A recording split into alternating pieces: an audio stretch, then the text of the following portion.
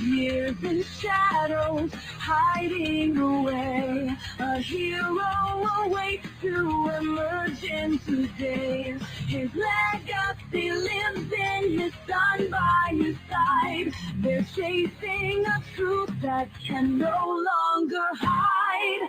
Captain Thunder and Blue Bolt, this is where the storm begins. Fighting unfairness and clearing his name. Lightning strikes and justice wins.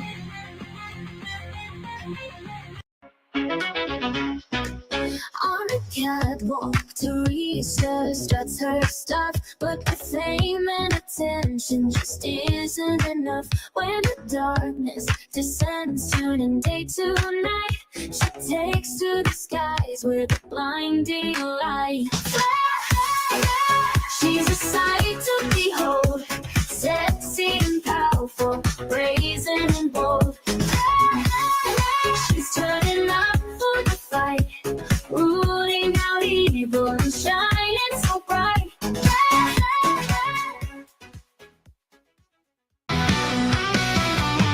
Electric bolts from a stormy sky, leather wings of a dragon's flight. A psychic sword cuts through the night, a fiery heart standing ready to fight. Southern nights, they rise and soar. God in the south, yeah, they're ready to roar. From the shadows to the shining lights, that will protect you day and night. Southern nights.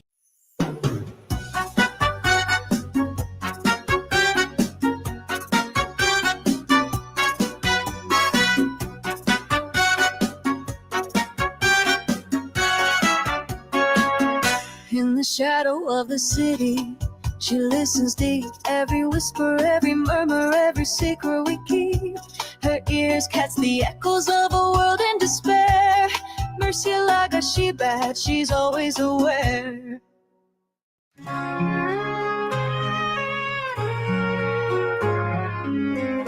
Clearing streams in stables cold and gray. Shadows dance while horses softly neigh.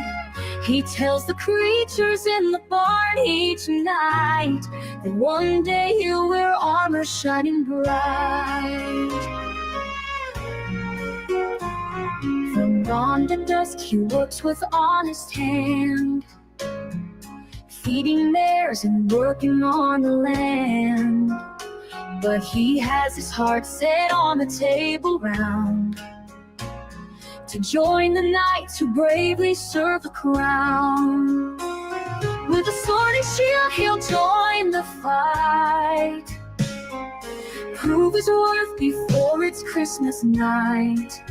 He'll show them all as he sets out on his quest, a gift to himself, a night before Christmas. With a sword and shield he'll join the fight, prove his worth before it's Christmas night. He'll show them all as he sets out on his quest, a gift to himself, a night before Christmas. But chivalry demands self-sacrifice, and when folks need help, this boy does not think twice. He meets the need, though it costs him his dream. But maybe, maybe, maybe things are more than they seem. With a sword and shield he'll join the fight, prove his worth before it's Christmas night. He'll show them all as he sets out on his quest, a gift to himself, a night before Christmas.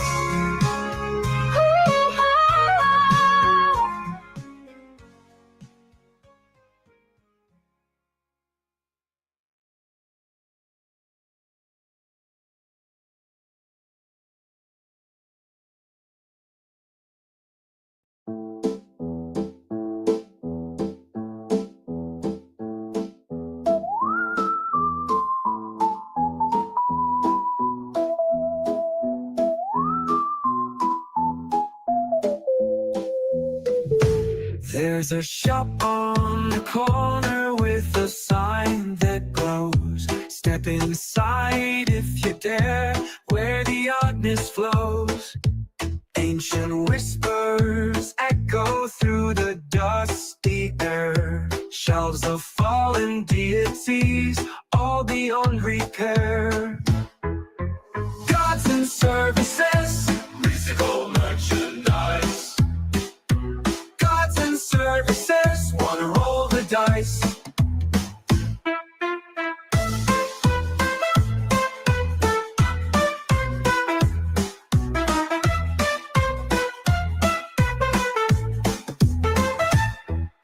Zeus in the bargain bin, thunder on the cheap. Hades sells for half off while his minions creep. Aphrodite's beauty faded over time. Now she runs the counter in this celestial five and dime. Gods and services, mystical merchandise. Gods and services, wanna roll the dice.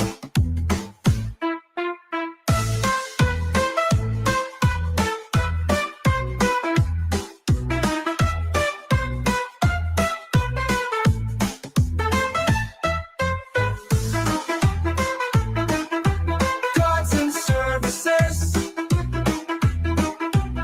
wanna roll the dice. Zeus is in the bargain bin, thunder on the cheap. Hades sells for half off while his minions creep. Aphrodite's beauty faded over time.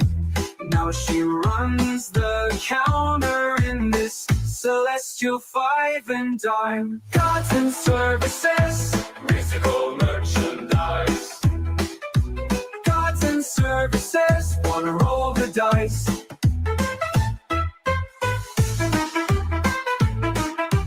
Gods and services, wanna roll the dice.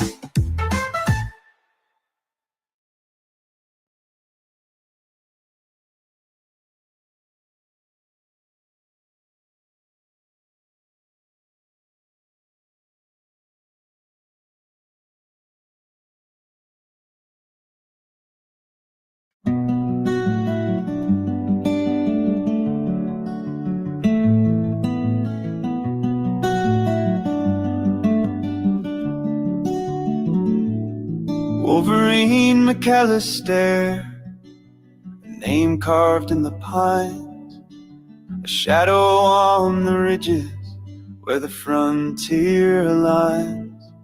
With a rifle on his shoulder and a map in his hand, he roams through the wild, alone, rugged man.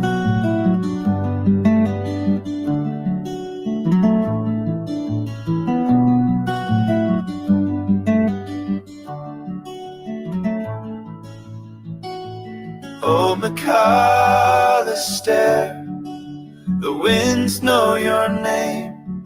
From the rivers to the canyons, they sing of your flame. Through the valleys and the mountains, your spirit runs free. A journey unending, as vast as the sea.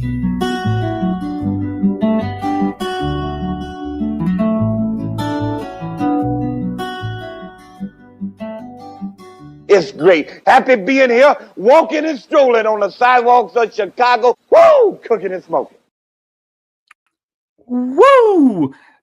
Thank you, George. We got your shilling out right at the beginning. That's it. We don't have to worry about George coming in. We don't have to worry about George shilling. Guys, the George segment of this show is over.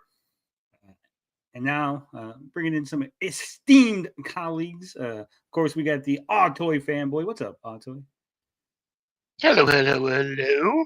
Welcome back to the freaking suburbs.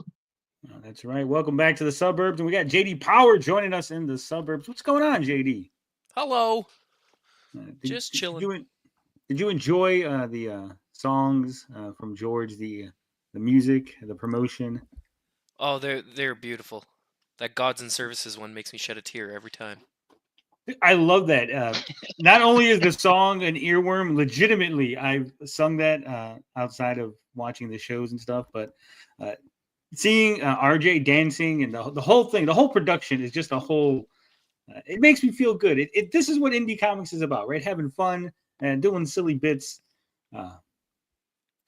What's up, guys? What's up, chat? We have a great show for you guys tonight. I have lots of things to shill. I have lots of things to talk about.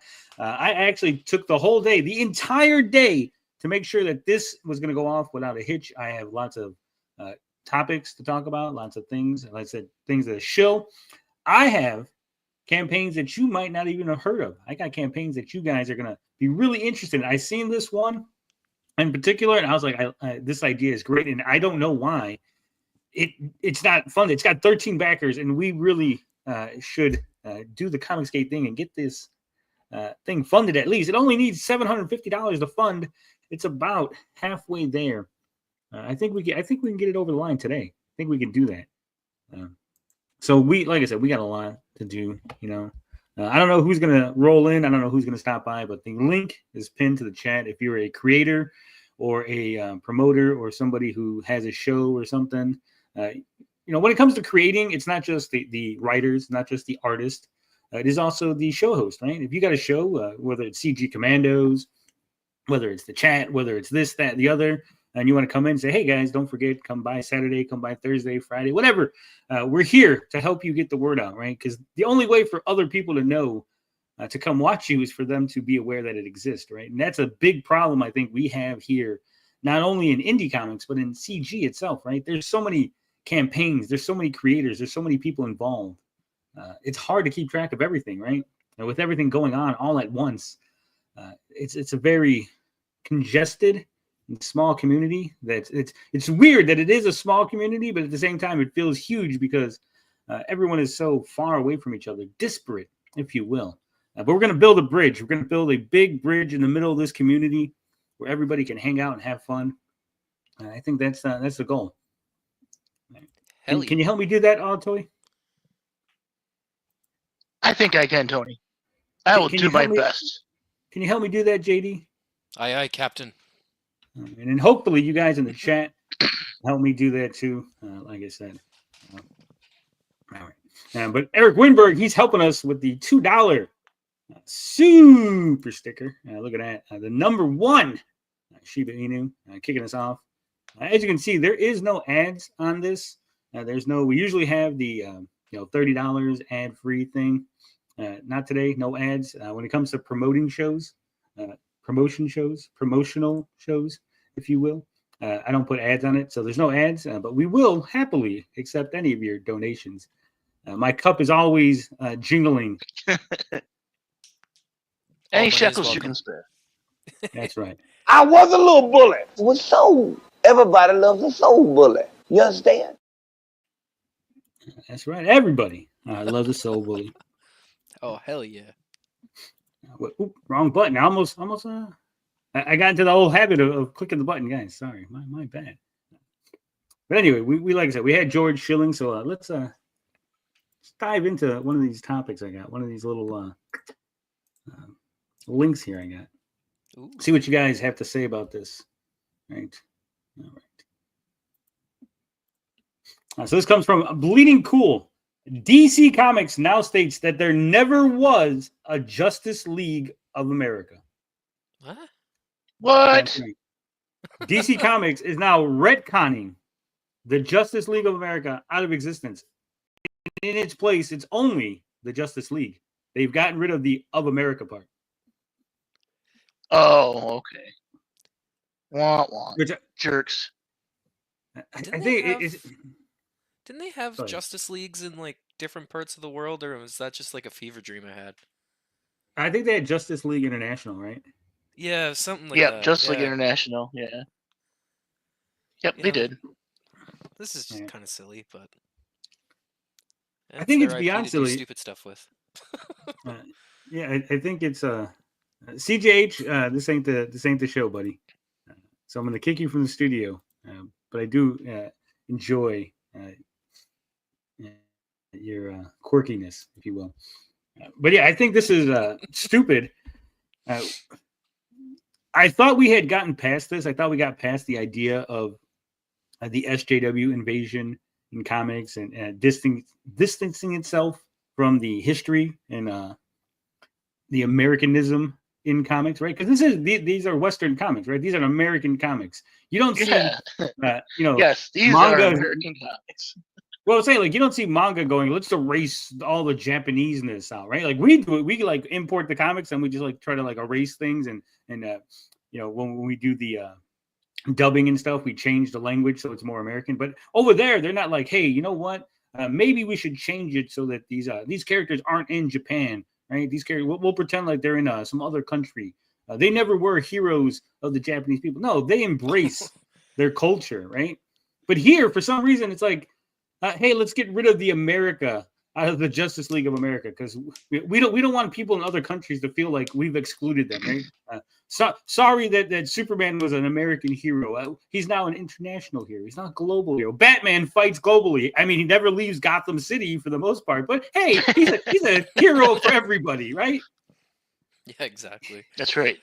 Like, and if they did try and do that in Japan, the people would riot. Like, Japan's a super nationalistic, conservative area. Like, it wouldn't happen. Oh yeah.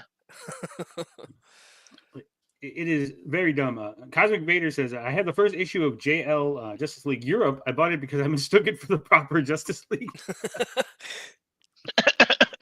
What a surprise.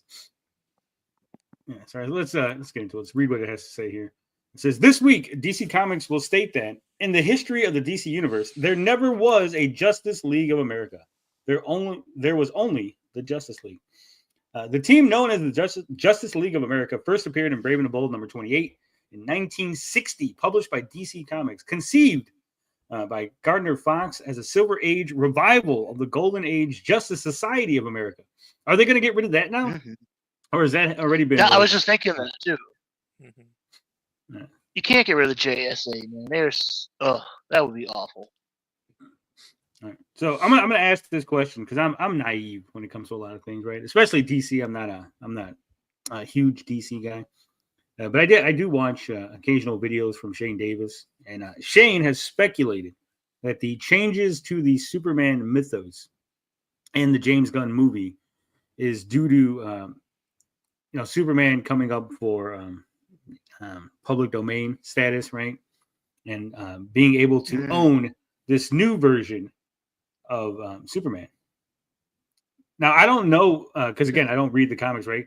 But I believe that in order for that to work, right, they would have to also change it in the comics, right? Because if his origin stays the same in the comics, then changing it in the movie doesn't do anything. Because the movie, it would be a separate copyright and trademark and all that, right? Like, because there's different categories, right? So yeah. They change it in the comics, then this new origin would stick for the next 60 years in comic form, right? So it would make no sense if the idea is to do it in order to own the trademark and own the copyright going forward for another 60 years to only do it in the movies. And I'm saying all that to say this. Do you think them changing the Justice League of America is due to similar reasons? It's entirely possible, but like I just imagine it's just SJWs being SJWs. Like I don't think they're thinking that deep into it.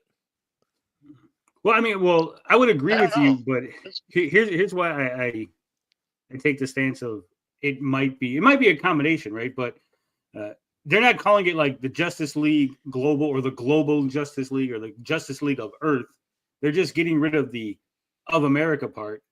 Keeping Justice League, and I know that right now it's the Justice Gang in the movies, right? Yeah. But it could very well easily, like by the next movie, like now, what, gang's stupid, but we're the Justice League, right? And they don't use the of America part. So like, I think they're setting this up in the comics so that way when the movie hits, now they have Justice League, and that's like the only thing, right? And that's the only part. Yeah. That makes sense. But yeah, so will they just change it to Justice Society? Yeah, there was no of America. Even though that was so tied into World War II, though, taking America out, is that necessary? I don't know. Taking America out is never necessary, but I mean, look, they took out truth, justice, and the American way out of Superman's little slogan, right? Yeah. They've changed a lot of things. They're doing this now. They want to de-Americanize a lot of these characters, a lot of these comics, right? And for whatever reason, SJWs have this weird concept, like not liking the country that they live in, right? Mm-hmm. Which is the weirdest thing. Like, I can understand 100%. I get the idea of I don't agree with everything the government does, right? I'm not saying I love the fucking government. Every decision they make is correct, right? No, I'm just saying I love the country that I live in, and I want it to be the best country it could be, right? And so I still have pride for here, right? I still have pride for America. Even when it falters, even when it stumbles, I still love this place because it gives me the chance to get back up. It gives me the chance to be great, to quote Eric July, right?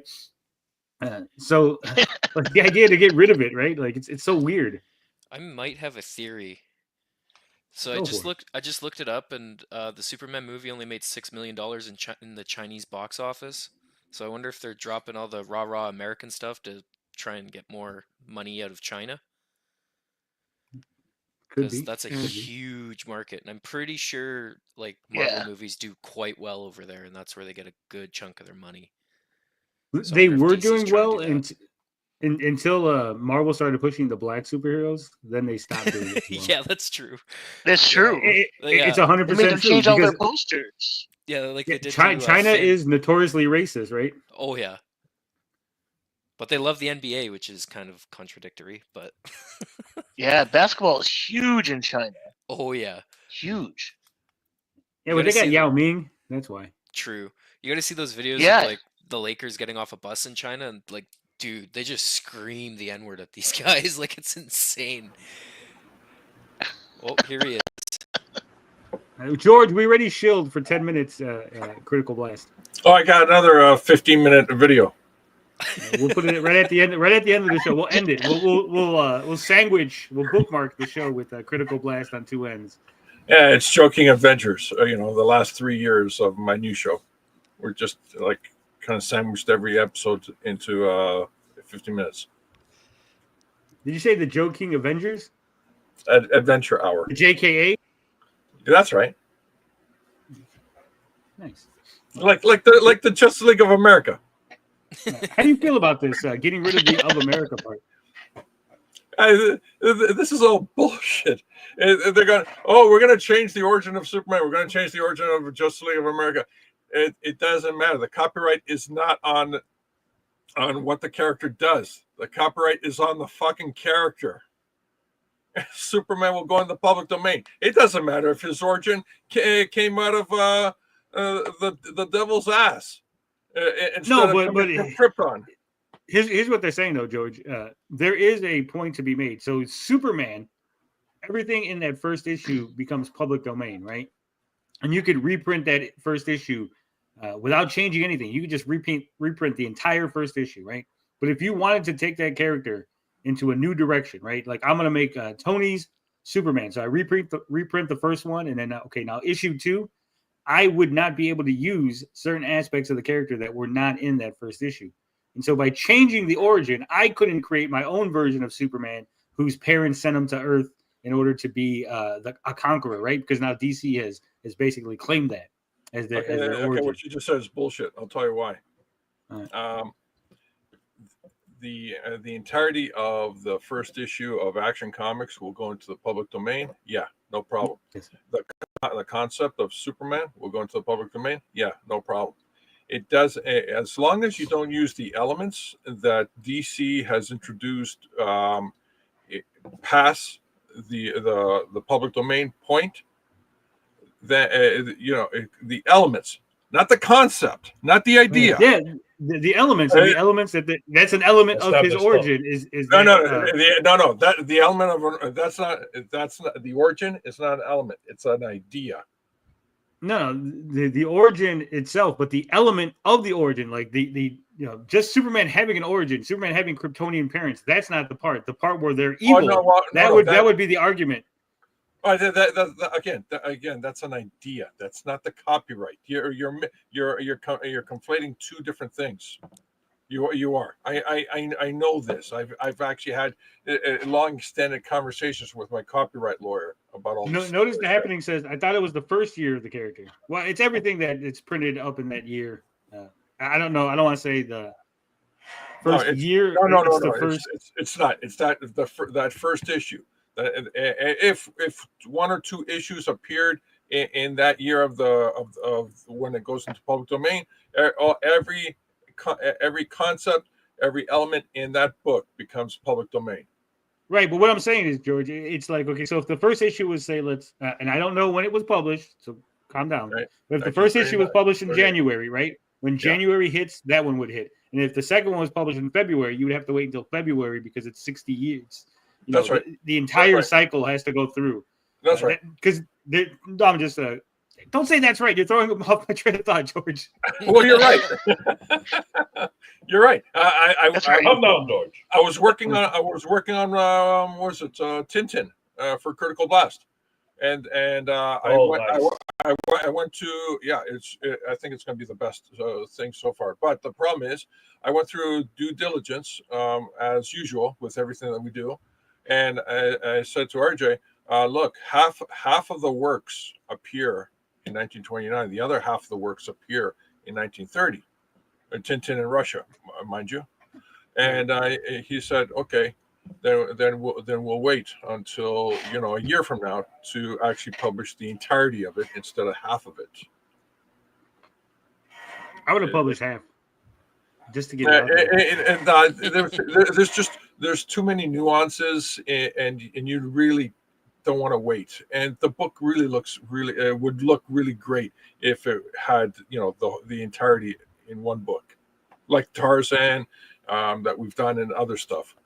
It's just a much better presentation. Popeye, yes, Popeye too. Holy smokes, that was a chore.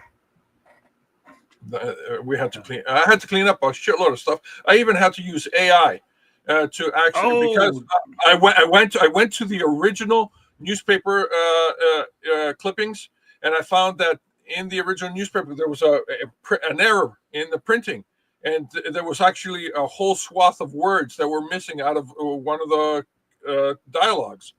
So I got the AI to scan it in, OCR it, and provide me 3 to 4 possibilities of what the entire sentence would be, a proper sentence would be, in the context of 1929. And then I went through the whole thing, and I found the correct sentence, and I fixed it. Stuff like that. It was absolutely amazing. See, that's a good use of AI right there. Yeah. You want to hear something funny? You go ahead, George. Sorry. Yeah. Want to hear something funny about Popeye? Yeah. Popeye has a game on the ColecoVision and other had an arcade game, right? Popeye. Mm-hmm. Bluto's not in that game. No, he's not, because he's far further out before he gets into the public domain. Right, but there's a character that's basically identical to Bluto called Brutus, and he's in the game. Yeah. Oh, right, I remember that. Yeah. Oh, Brutus, right. Yeah, you have to wait until he is actually titled or named Bluto, and then you can use the Bluto with the visuals. No, this game is like from like the 70s, George. Well, I get what you're saying. It's in the 70s, but what I discovered while we're working on all these public domain books is that a lot of people actually took advantage of the lack of information and the lack of enforcement to run works that should be not in the public domain, but they ran with them anyways. Oh yeah, 100%. But I'm just saying, like this is a thing. Like, okay, so the Popeye game with Brutus, it everyone thinks it's Bluto because it's like I said, the character is identical to Bluto, and it wasn't like you go to the arcade, it doesn't say, oh, this is Brutus, right? It's just in the programming somewhere. Yeah. And then So I'm telling you this to tell you this, George. That game was made by Nintendo. Okay. Yeah. They had the license to Popeye. They started working on their next game. They were going to make a sequel to Popeye. Okay. And midway through making this sequel, they lost the license. Do you know what game that was, George? No, I don't. Donkey Kong. Donkey Kong is supposed to be a Popeye game. It was? That's why Donkey Kong kidnaps Pauline, Mario's girlfriend, because it's supposed to be Brutus. Yeah, it's supposed to be Olive Oil. Brutus is supposed to be kidnapping Olive Oil, and you're supposed to be Popeye trying to rescue her. Holy shit! They really dodged the bullet, didn't they? Yeah. I mean, if they were to have licensed Popeye and doing that game, they would have lost out a shitload of money, and they would have been their hands tied, and they would never have been playing Popeye Bonanza, not Donkey Kong Yeah. Bonanza. There they might not be a would Nintendo never Switch. have Bulldo Bonanza. been able to expand and explode the way they have. Wow, Yeah. that's amazing. Also, when they got sued by Universal because Universal sued them over Donkey Kong, claiming that it was a King Kong ripoff. Yeah, yes, but he's a donkey. That's a stretch. That's a stretch. In the 80s, things were wild. People were suing people over everything. Well, DC sued Fawcett for Captain Marvel, and those two characters have absolutely nothing in common, or even look any at all the same, and their origins are not the same, and their adventures are not the same. But somehow they were able to shoehorn a victory because they had more money than Fawcett. Yeah. All right, let's get back to this. George has distracted us with all of his Canadian hibbity jibbity. Look, Maple syrup talk. All that maple syrup talk. Superman, the way he Hey, now. appears in the first issue of Action Comics, is in the public domain. All the ideas that appear in the first issue of Action Comics, is public domain. You can Plastic Man. You can Well, here's the thing. Krypton isn't in that first issue. no, it's not, and you can't use that concept until it becomes public domain. Yeah. That's it. It's that simple. No. You can absolutely make Superman evil. Oh, wait a minute, they did Superman evil. Yeah, okay, but that's an idea. That is not the concept of the book. You have Superman that looks like in the first issue of Action Comics evil. That's perfectly in the public domain. All right. Moving on. It says in 1986, DC Comics created a new Justice League title named dropping the of America and later adding International, creating Justice League International. It then split the two books, Justice League of America and Justice League Europe. In 1997, the book was relaunched under the initials JLA for the first time, returning to the Justice League of America in 2006. It has facilitated between the titles ever since. The DC New 52 rebooted DC Comics and gave us a Justice League, but also a Justice League of America simultaneously, with the Zack Snyder movie titled Justice League. Recently, the series was relaunched as Justice League International. Man, they just keep fucking around with this name, don't they? Mm-hmm. Yeah. It says, but this week's new DC Universe History. So I guess there's a book called New DC Universe History, giving you all the true history of the DC Universe. Tackled the period of time in the DC Universe covered by the Silver Age and reveals that there never was a Justice League of America. It was always the Justice League from the very beginning now, and of America has been excised from DC Comics history. Oh, Until another writer comes in, another team comes in, and they just gut it as well. You know, this reminds me of when Disney put in Steamboat Willie and their opening graphics, hoping to keep Steamboat Willie under their copyright and all that stuff, ownership, which failed miserably because they're running Steamboat Willie in new graphics in today's era, this is still that character becomes public domain regardless. And this is when are we starting the Justice League of Canada, George? And this is the same bullshit. This is the same bullshit. Maple Man, the Mountie, don't you dare disrespect the Maple Mafia, Maple Syrup. I know the bit. I don't know if you guys know this. I actually they'll fuck you up on this. No. I did this research. I did research, George, yeah. and the biggest heist in Canadian history actually involves maple syrup. Yes, the I know. most expensive. Seriously, like if you look, like the heist that has the highest amount of money of something stolen, right? Yep. It's a maple syrup heist. Yep. I think Canada also had the bloodiest biker gang war in history. So we Yeah, got that going for us, somebody too. got a splinter while they were talking. It was the language to each stickiest. other. I think it was the stickiest biker gang war. They were throwing maple syrup bars at each other. A moral of the story: don't be a beach about your IP, Larry. People are supposed to take inspiration from your work and make something better. Hire me for Neo Bunny. What's up, John Wong? If you have documents, photos, clues, and evidence, if you will, prove it. That's right. Prove it. The American dream.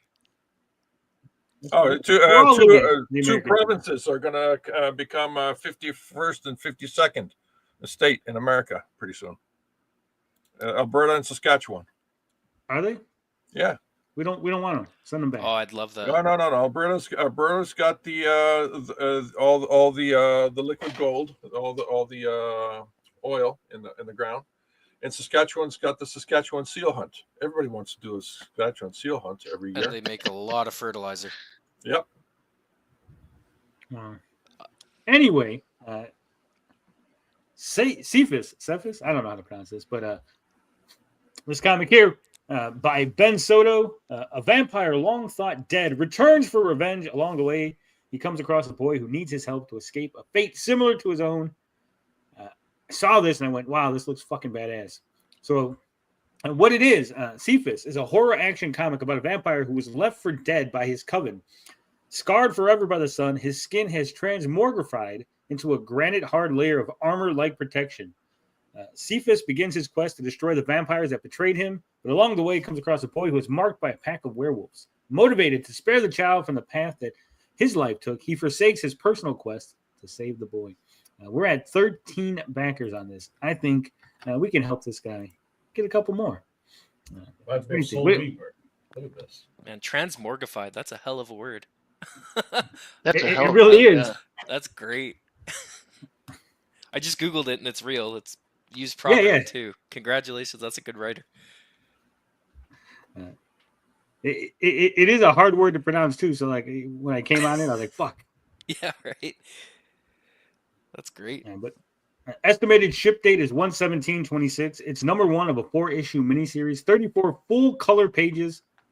The art looks. That's the word I'm looking for. It looks good. It looks like a regular comic. It doesn't look over the top. It doesn't look, amateurish. It looks like something that could sit on the shelf next to Marvel, DC. So he says, who are we? Mario Williams, The Tribe and the Curse, published by Equinox Comics. With his dynamic figure work and eye for detail, brings this book to life. Keith Gleason from the Mighty Mascots, published by Reckless Sidekick Productions. With his lettering skills, gives texture to the voices of these characters. Ben Soto from Tricks and Treats, Volume 1 and 2, published by Halloween Head Comics, sets the mood and tone with his colors and writing. With a special thanks to Oliver Isabedra. He lent his amazing talent on the cover. He was a pleasure to work with, and I hope to do more with him. And Nick Welch was brought on to give the title a creepy meets metal logo, and he rocked it. I do like the logo. The name, I'm going to be honest, I don't know how to pronounce it properly. I'm probably saying it wrong. That's one of those things, like you got to have a name that's like just easy to remember, easy to fucking pronounce. But the book looks Cephas the nice. something. Cephas the vampire. Morbius the living vampire, that type of shit. To make it more memorable. The hand cover reminds me of an old, like a Tales from the Crypt type thing, or a Night of the Living Dead. I was going to say Night of the Living Dead. Yeah. This has I'm assuming that the guy in the background, there's a better picture, is him burning and like his past. But it has a very superhero-ish vibe for a vampire horror comic, which I like. It does, remind me of like a Morbius or like a Midnight Suns type thing, right? And the first 50 backers will receive a limited edition trading card by Fabrizio Aiello. At 100 backers, a second card will be unlocked, and artist will be revealed. We have some preview pages here. What are you guys thinking? It looks like something you'd be interested in. Yeah, it's It's not all too right. bad. Yeah. Not everybody speak at once. I'm was trying looking at it right now. Yeah, I'm trying to read the exposition. Looks pretty good. Yeah. I'm usually not so much like a vampire type of guy, but it looks pretty decent. I will say here's one thing. This is not a criticism on the campaign. I think it's more of a criticism on Fun My Comic. But I would like the ability to click on these images to blow them up bigger. Yeah, I had to squint a little bit to be able to read some of this stuff. Well, it's especially because for you guys, I could see it. It's on my screen bigger, but then it's shrunk down on the StreamYards and everything, right? Mm-hmm. So, but I can't open it in a new page to give you guys a better look at what I'm looking at. There we go. Here's a little too. Okay. Let me right there. I think. Yeah, there you go.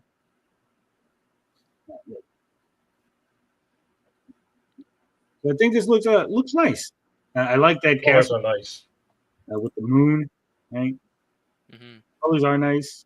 This Dutch angle that we got going here gives you that creepy vibe, unsettling. We got the leaves in the foreground.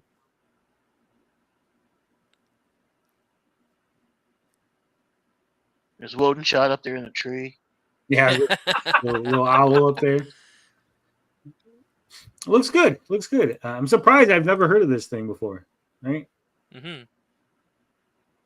I don't even think I've really heard of the creator, to be honest with you. Let me say another. Yeah, me either. Bring up this other image here. But it looks pretty good. See, it reminds me of Soul Reaper because the guy starts off as a vampire and then he becomes something beyond the vampire straight after getting killed, like here. Yeah, look at this.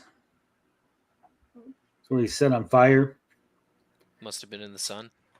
Yeah, and that is an interesting concept. Like if you survived, getting hit by the sun, your skin burns, then I guess you heal, but it heals strong and burnt, so what I'm looking for here. Melted leather, right? Yeah. You end up looking like Spawn. Huh.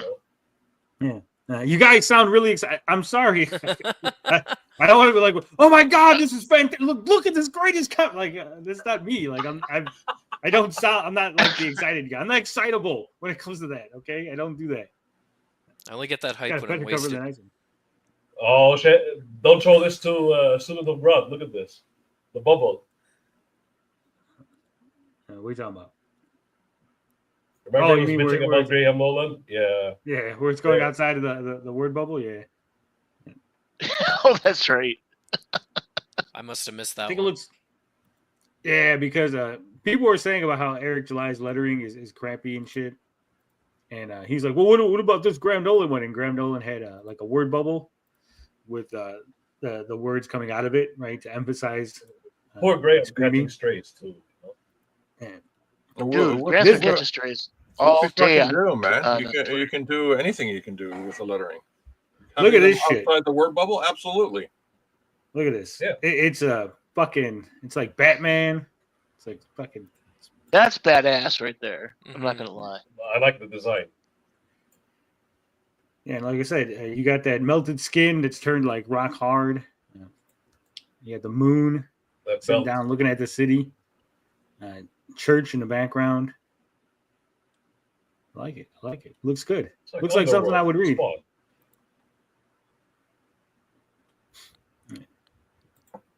That's definitely an interesting What concept. kind of different levels does he have, and how much are the books?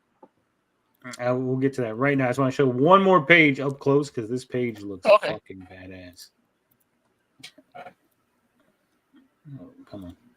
Look at this shit. Just ripping fucking vampires open. You got bones and shit flinging. Can we zoom in there? Damn it. Look at that. Look at that. Oh, hell That's yeah. pretty fucking cool. It's fucking badass. Just gore everywhere. I think it needs The a level little of bit more detail. blood. Well, do vampires even have blood? Oh, I guess, yeah, that's... I don't know. Only after they feed. Okay, makes sense. Maybe just There's dehydrated. Head back to the campaign and see what's going on. I probably should have given like the mods all the links to this shit, but I'm very bad at that aspect of this. This is where Katie has me beat. She sends all the links. She goes, "Here, mods. Here's all the links. Shill away, my pretties."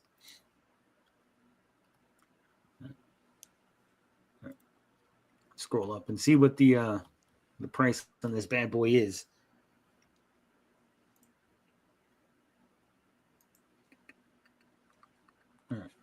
So $5 you get the digital copy. $15 you can get cover A or B.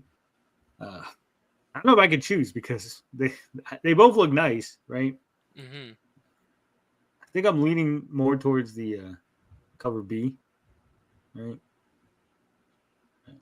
Because it's got I the like characters. that. Got Yeah, it's pretty cool. the hand by itself is cool, but it doesn't really like. If I were to show this to somebody, they'd be like, "What's that?" Like, it would be like, "Oh, it's a zombie comic, right?" Like, but this is like, "Oh, he's fighting werewolves and he's like Yeah, I see what you're guy on saying. fire and stuff, right?" Yeah. Now, you can get both for $28. Look at that. That's what I'm talking about. I've seen so many campaigns where it's like $15 for one and $30 for two. You can get both covers for $30. I'm like, why would you have a 2-pack if they're just the same price? Like this guy's actually like, hey, look, you get $2 off if you buy both of them. Yeah, that's smart. And you get the Magma foil cover for $25. Ooh. And you get all of it for $38. And so you get you get $30 worth of comics plus a $25 foil cover. So that's what, $55. You get $55 worth of comic books for $38. This is not bad. That's a good deal. $50 Magma foil cover A and B. I get all three. Okay, so this one is just two, I guess. Okay, so you get the Magma, which is 25, and then one of the 50 for 38. My bad. All three is 50. Still a little discount, not as much as we thought.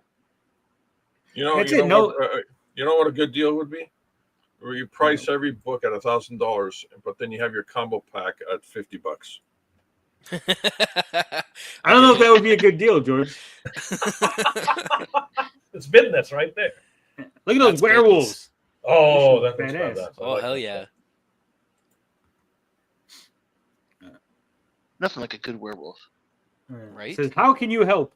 I hope you enjoyed the preview pages. We have a great action-packed story to get into your hands, but we can't do it alone. We need your help to go to print.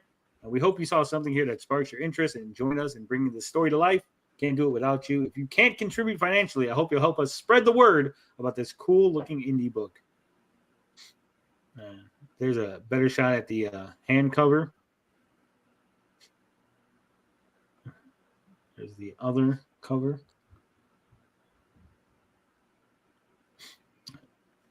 I do like how he's just standing on the gargoyle, one leg up, in the Captain Morgan pose, the one leg up.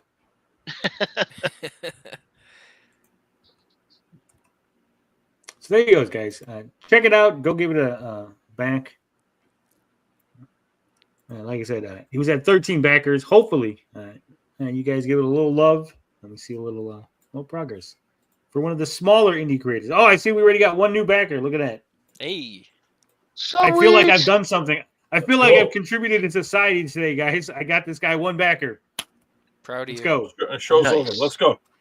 Yeah, show's over. We can leave now. We can go home happy. We can end it on a high note. That's funny. I did this on the Hargrave show. Halfway through the Hargrave, one of the last Hargrave shows was on. I said, "Okay, well, that's the end of the show. Thank you everybody for coming and all that stuff." And Hargrave's going, "What the hell are you doing?" Half the chat disappeared. Okay, bye. Leave it to George to kill a show in the middle of it. What up, CG? Says World of Subjugates. What up, Slam and Brandon? Cosmic Vader reminds us, Sturgis said, Katie has too many mods for her tiny ass channel, bud. Notice the Happening says, not gonna lie, but that last image was badass. It was. From badass to dumbass. Let's look at something here.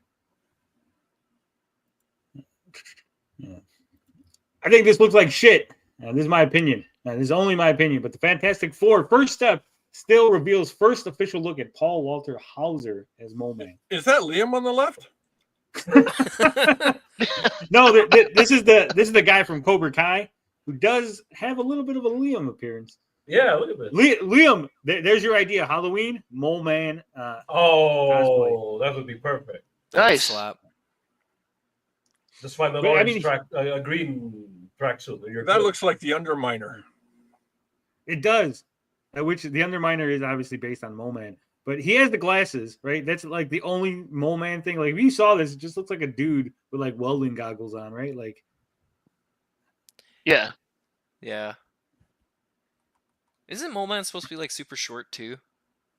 A lot not dwarf. super short, just shorter than the average Just person. Sturgis, Yeah, like 4'5", Yeah, 4'6". Sturgis. He's also supposed to like features, right? Yeah, I was gonna say, depending on which artist draws him. Like originally, he had like a really pronounced nose, right? Oh, And it was yeah. almost Like like a a very rodent like face, and then it just turned into this regular nose looking thing. Here's the worst part, though. We scroll down where it talks about the Mole Man. It says he is living sort of in the shadows like a villain would, but he's also taking care of an entire race of people and trying to live his life without being bothered.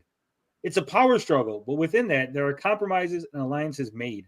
He's all about community, and that's why Sue and Harvey have a good relationship, and they get along. They understand each other.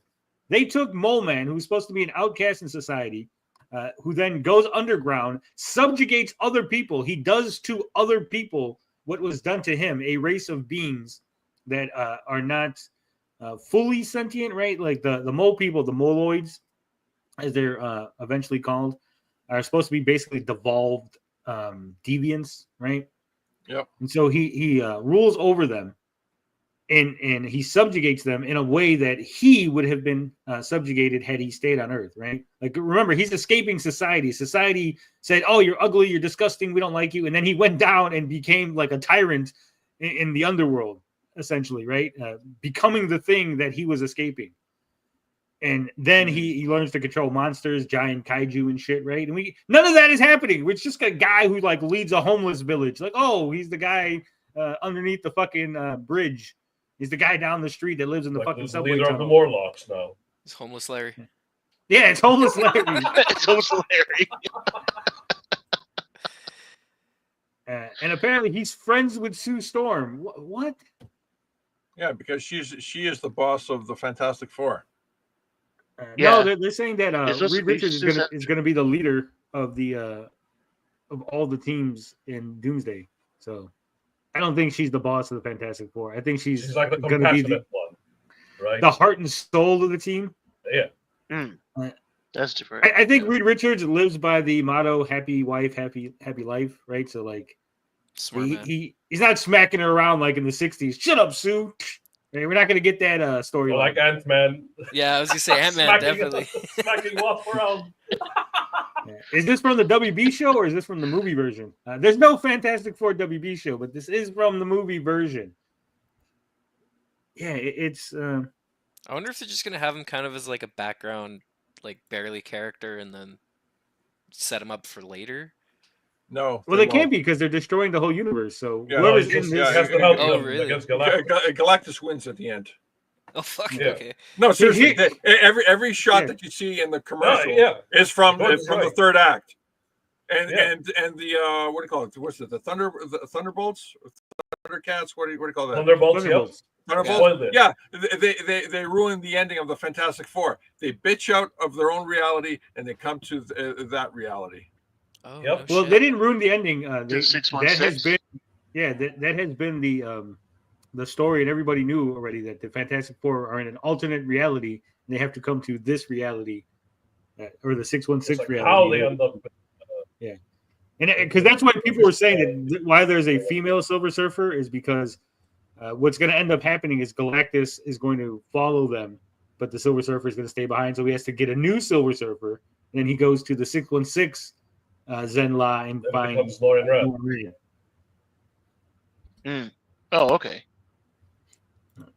I haven't seen Thunderbolts, so I guess I'm. Yeah, it's not just spoiled that at yet. the end of Thunderbolts, they're just like, there's an alert, something's coming from space, and they look, and it's the Fantastic Four ship. Oh, okay. I recommend it. It's good. Yeah, but they apparently they cut out John Malkovich from the movie. He was supposed to play the Red Ghost. So that sucks. been axed. Seriously? Yeah. Fuck.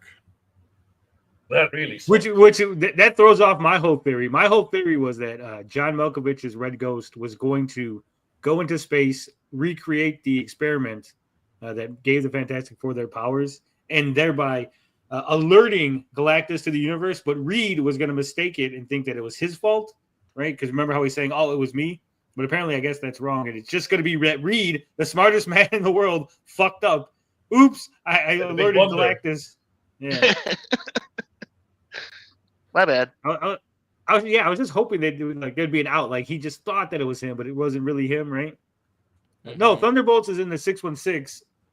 Fantastic Four is in another reality. They're coming to the 616. Yeah.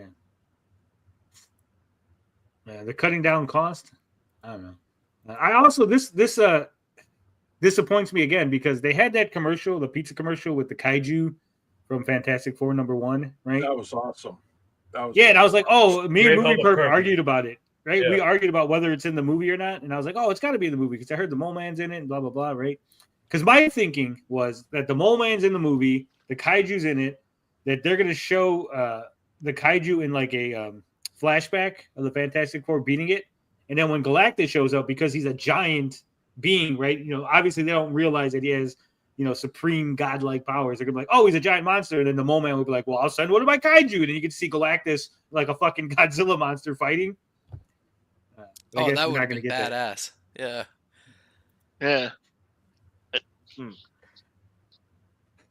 So, Robco guy says, so far it's been a good summer. Superman was good. Dexter hasn't shit the bed yet. I haven't watched that new Dexter stuff. I gave up. I didn't even watch the previous new Dexter stuff. Dexter Resurrection or something like that. Reborn. That was amazing. Yeah, Resurrection. Yeah, it's really good. Yeah, he's going after a society of killers. Yeah, awesome it takes place in New York. It's pretty good, man. I really like it. I watched the one with him in Alaska, and I was just turned so far off of it because that was so awful. Well, they need to set up his kid, you know. Yeah, no, I thought the kid character is really good in this new one. Oh, okay. I thought the original Dexter ended on the perfect note. It was one of those series that ended so perfectly, and it didn't need any sequels. It didn't need you to like, oh, what happened to him now, right? It just like, oh, he's still out there, dun dun dun, and that's it. Like that's how it ends. You know, something interesting about all this is that we discovered on the news show that family doctors are now refusing a certain type of people, so they won't take them in the clinic. They send them to the hospitals. It's really freaky. All the family doctors in North America are doing this now. I don't know how that got a topic, George. How you hey, did you know that there's going to be a giant kaiju monster maybe in Fantastic Four? By the way, family doctors are turning people away, Tony. Did you realize that? It's very unique. About doctors. It's pretty messed up, man. It's really messed up. You know, all these family doctors are turning down orphans. There's a joke in there. Why are they turning down orphans, George? Because orphans have families. They're family doctors. Other orphans. I know. I just wanted to hear George say it. Anyway, this article goes on to talk about Natasha Lyonne being in a undisclosed role. There's another article, I didn't bring it up, but her role was disclosed. She's like a bank manager or some shit. And then there's another chick that's in an undisclosed role that they disclosed. Like because everyone thought like maybe Natasha Lyonne or this other chick was going to play Alicia Masters. Alicia Masters, yep. Not in the movie. Oh, okay. So we'll see. I see things and I go, "Oh, this is good. I'm excited for Fantastic Four." Then I see other things and I go, "Oh, this is shit. I'm no longer excited for Fantastic Four." It would suck if Superman is the better movie. That would be mind-blowing. Aw, TJ. It would suck. That would be for me as a Because Marvel we were guy. rooting for Fantastic Four. Yeah. To be fair, though, Superman was pretty good. I actually really enjoyed it. I watched it yesterday, actually. Oh, you thought Superman was good? I thought it was all right. I had a good I time. think I might finally be able to see it. I found the logic in In another Superman. couple days. The whole movie was poorly produced, and I'll tell you why. They brought in comic book physics into this movie, and I go like, that's bullshit. Why is it bullshit? Well, the part where the building is horizontal, it's about to, squish. Yeah, and then that Superman lady. picks it up because obviously in a real building it would the sides would fall off. Yeah, because, that's comic only book support is physics. in the middle. That's comic book Comic physics. book logic. No, Yeah. it's not comic book logic. Here's where you're wrong, George. Would you like to know why you're wrong? Go ahead. Okay. So Superman flies. Oh, here we go. So maybe Right? Jimmy- Here it goes. I'm going to explain to George. I hope you're not Superman using a fly- John Byrne. Hold on. Let me You finish. better not be using a John Byrne concept because that's bullshit. I don't know anything about Superman, but I'm going to tell you something, okay? I don't read Superman comics. I don't know anything that John Byrne run, fucking Schuster run, fucking Billy run. I don't know any of that shit, okay? Go ahead. But Superman flies by creating a field of Oh my God! You're using the gravity John Byrne around him. concept. That is the John Byrne. And so when he That's caught right. the building, he extended that field of anti-gravityness to everything he was touching. So the entirety wasn't being pushed up by his hands, it's being pushed up by his Superman field. Yeah. So that's why the building There you didn't go. crack. Yeah, cartoon thank you. cartoon physics. George called it. He called it. I didn't even know what he was talking about. Straight away. Apparently, George, who me was and the one George, who came up me and with George the Burns are on the glasses same idea? page. Who was the one who came up with the glasses idea? The one where it hypnotizes. The hypno glasses is what's it? The Silver Age concept, which is pretty cool. Yeah, But, Hidden Hand says, "Well, how else is he supposed to fly, George?" Just aim for the Magic. ground and miss. How else? Come on, gosh. I also thought Crypto was pretty good in the movie, too.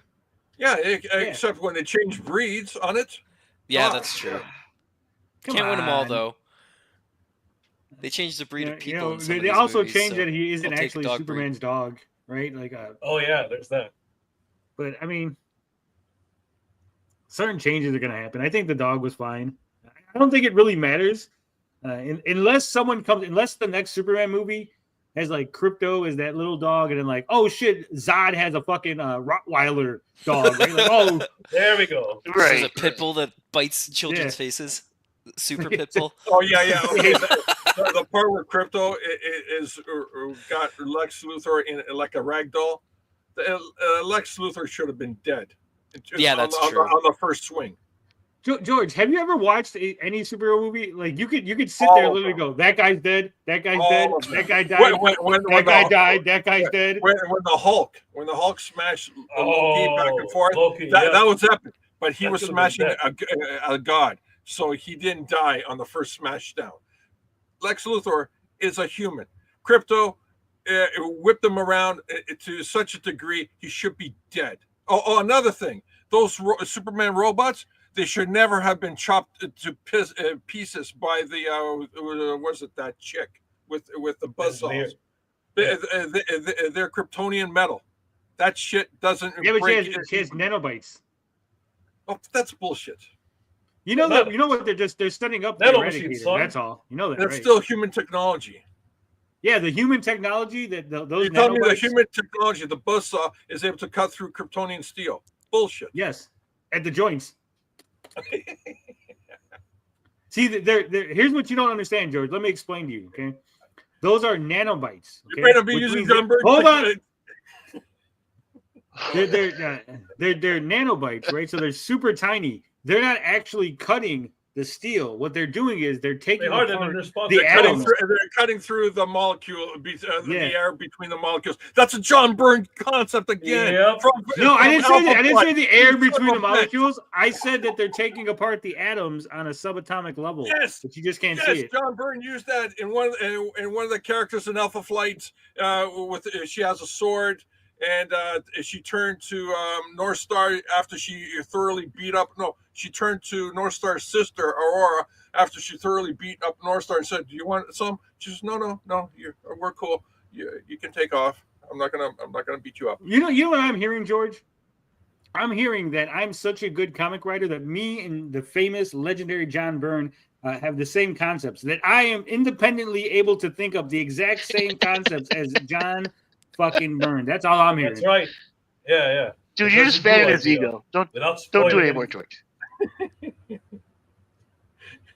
Yeah. Okay, sure. John Byrne had an inflated ego. So does Rob. You're like, sure, that's one interpretation of the events that just transpired. Sure, we can go with that. Look, we got the full look at Galactus. Right out of the video game. Whoopie fucking do. No, it's not from the video game. This is the Either toy. that or it's Mobius. It looks like the Mobius Galactus, with a lot of cracks in them. Yeah, Mobius. No. Yeah. It's supposed to be like a lot of machinery and metal and bits and pieces. At least This it's not comes from the. At least it's not space smoke this time. Yeah, this is an take it. epic Hot Toys figure. Well, Galactus is only viewed as Galactus from every different, planet, different species, different That's right. beings. No, you're partially correct. I'll give you partial credit on that. That's a John Byrne concept. You can't give me partial credit. You get partial credit. Well, you didn't explain it correctly, George. Okay, you didn't explain it correctly. Let's go. Apparently, The trial of in the Marvel Galactus. universe- Right. Oh, Well, in sorry. the Marvel universe, they tell you that all these beings, right? All these powerful beings, the Galactus, the Stranger, Eternity, Infinity, all of them actually, when you see them on the page, that's not their real form, because there's a world, there's a pocket dimension, if you will, where they take, it's like a dimension of concepts or something, and they take that form in order for the concept to realize an actual form. As for Galactus, his shell, like all of the metal, right, that stays consistent, but his face, his facial features, like if you're a human looking at him, he looks human, and if you're like a Skrull looking at him, he has a Skrull face. If you're a Kree, he has a Kree face, and so on and so forth. That's interesting. Like deliberately Yeah. looking like whoever he's killing. Trial of Galactus, I think somewhere around 245. Fantastic Four. Which is weird though, because they established this right in the comics, and then it's never used again. It's like used once or twice here or there. Like for the most part, he's just drawn like a man. Like there's a dude under there. Well, yeah, And he isn't. because the creative teams are fucking lazy. Yeah. I mean, geez, John Byrne did it all by himself, and he was doing what 3-4 different comic books a month. Well, look at that, George. Look at his face. So they are doing something where it looks like his face. That nose looks Jewish. Well, Stan Lee was looking at him. Oh, he's Stanley very Lieberwitz. No, but what I'm saying is, look, like his face isn't smooth, so it looks like it's made up of things. So they might show it like changing form. Like maybe he looks at the thing and it turns rocky. He's not a super scroll. No, he's a concept. He's a conceptual being. He doesn't actually exist. Well, of course he. I mean, exists. there's a comic, George. It's literally a planets. comic. Hold on. There's literally a comic where it tells you that the in-betweener, his only power is to create the opposite of whatever he's fighting, right? So if he's fighting a being of fire, he can create he can summon a being of water, right? He fights Galactus, and he can't summon Galactus's opposite. And it turns out that the in-betweener, the embodiment of opposites, is the opposite of Galactus, who has no opposite. He's the lack of opposites. Wait, the in-betweener is the guy in the Robert April wheelchair? No, the in-betweener is the guy that's half black and half white. Oh, him. Okay. Oh, that I was thinking of the Galactus, these Shaper of nuts. Worlds. Yeah, sorry, I was thinking of Shaper of Worlds. Sorry. Yeah. See, Warhammer has the same idea where there's another universe where it's just all concepts. Only concepts exist there. Slyman Brandon says, I'm sorry, but Galactus is gay. He's a character created to destroy all. That's gay. In between are these nuts. Actually, Galactus is the force of nature, as again by John Byrne concept. Well, he's not really a force of nature. He's a force of the universe in order to create everything. He's basically consuming the universe in order to condense it all back down into one form so that he could explode into a new Big Bang and create the next universe. That's John Byrne concept that he didn't realize. What Galactus in actual practice is that he goes around destroying planets and consuming them. But later on, what's it? The Alex Ross and Wade series. They say that Galactus actually went to those different planets because those different planets had celestial embryos, and he was the guy that I was keeping the celestials in check so they didn't overpopulate the universe like snails do in an aquarium. Yeah. Also, but then further, they said that actually Galactus was trying to keep Abraxas from being created into the universe. That his destruction of planets was keeping the energies that Abraxas needed to come to life in check.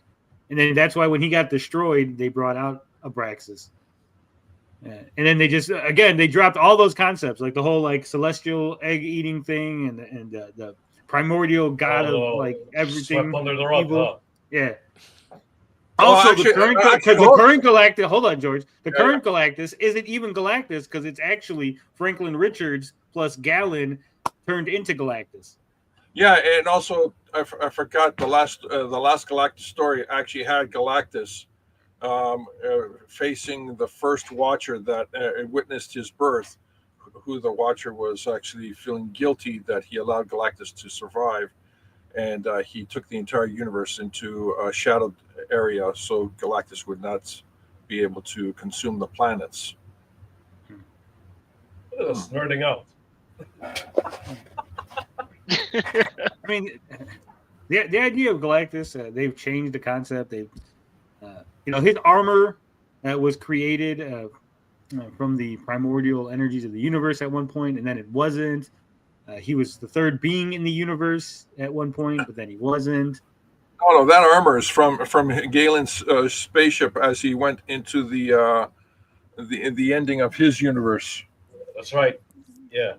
He's the space. Well, that's what I'm saying. Like it depends on which comic you're reading and at what era. They changed. Kirby, Jack Kirby. Where it started.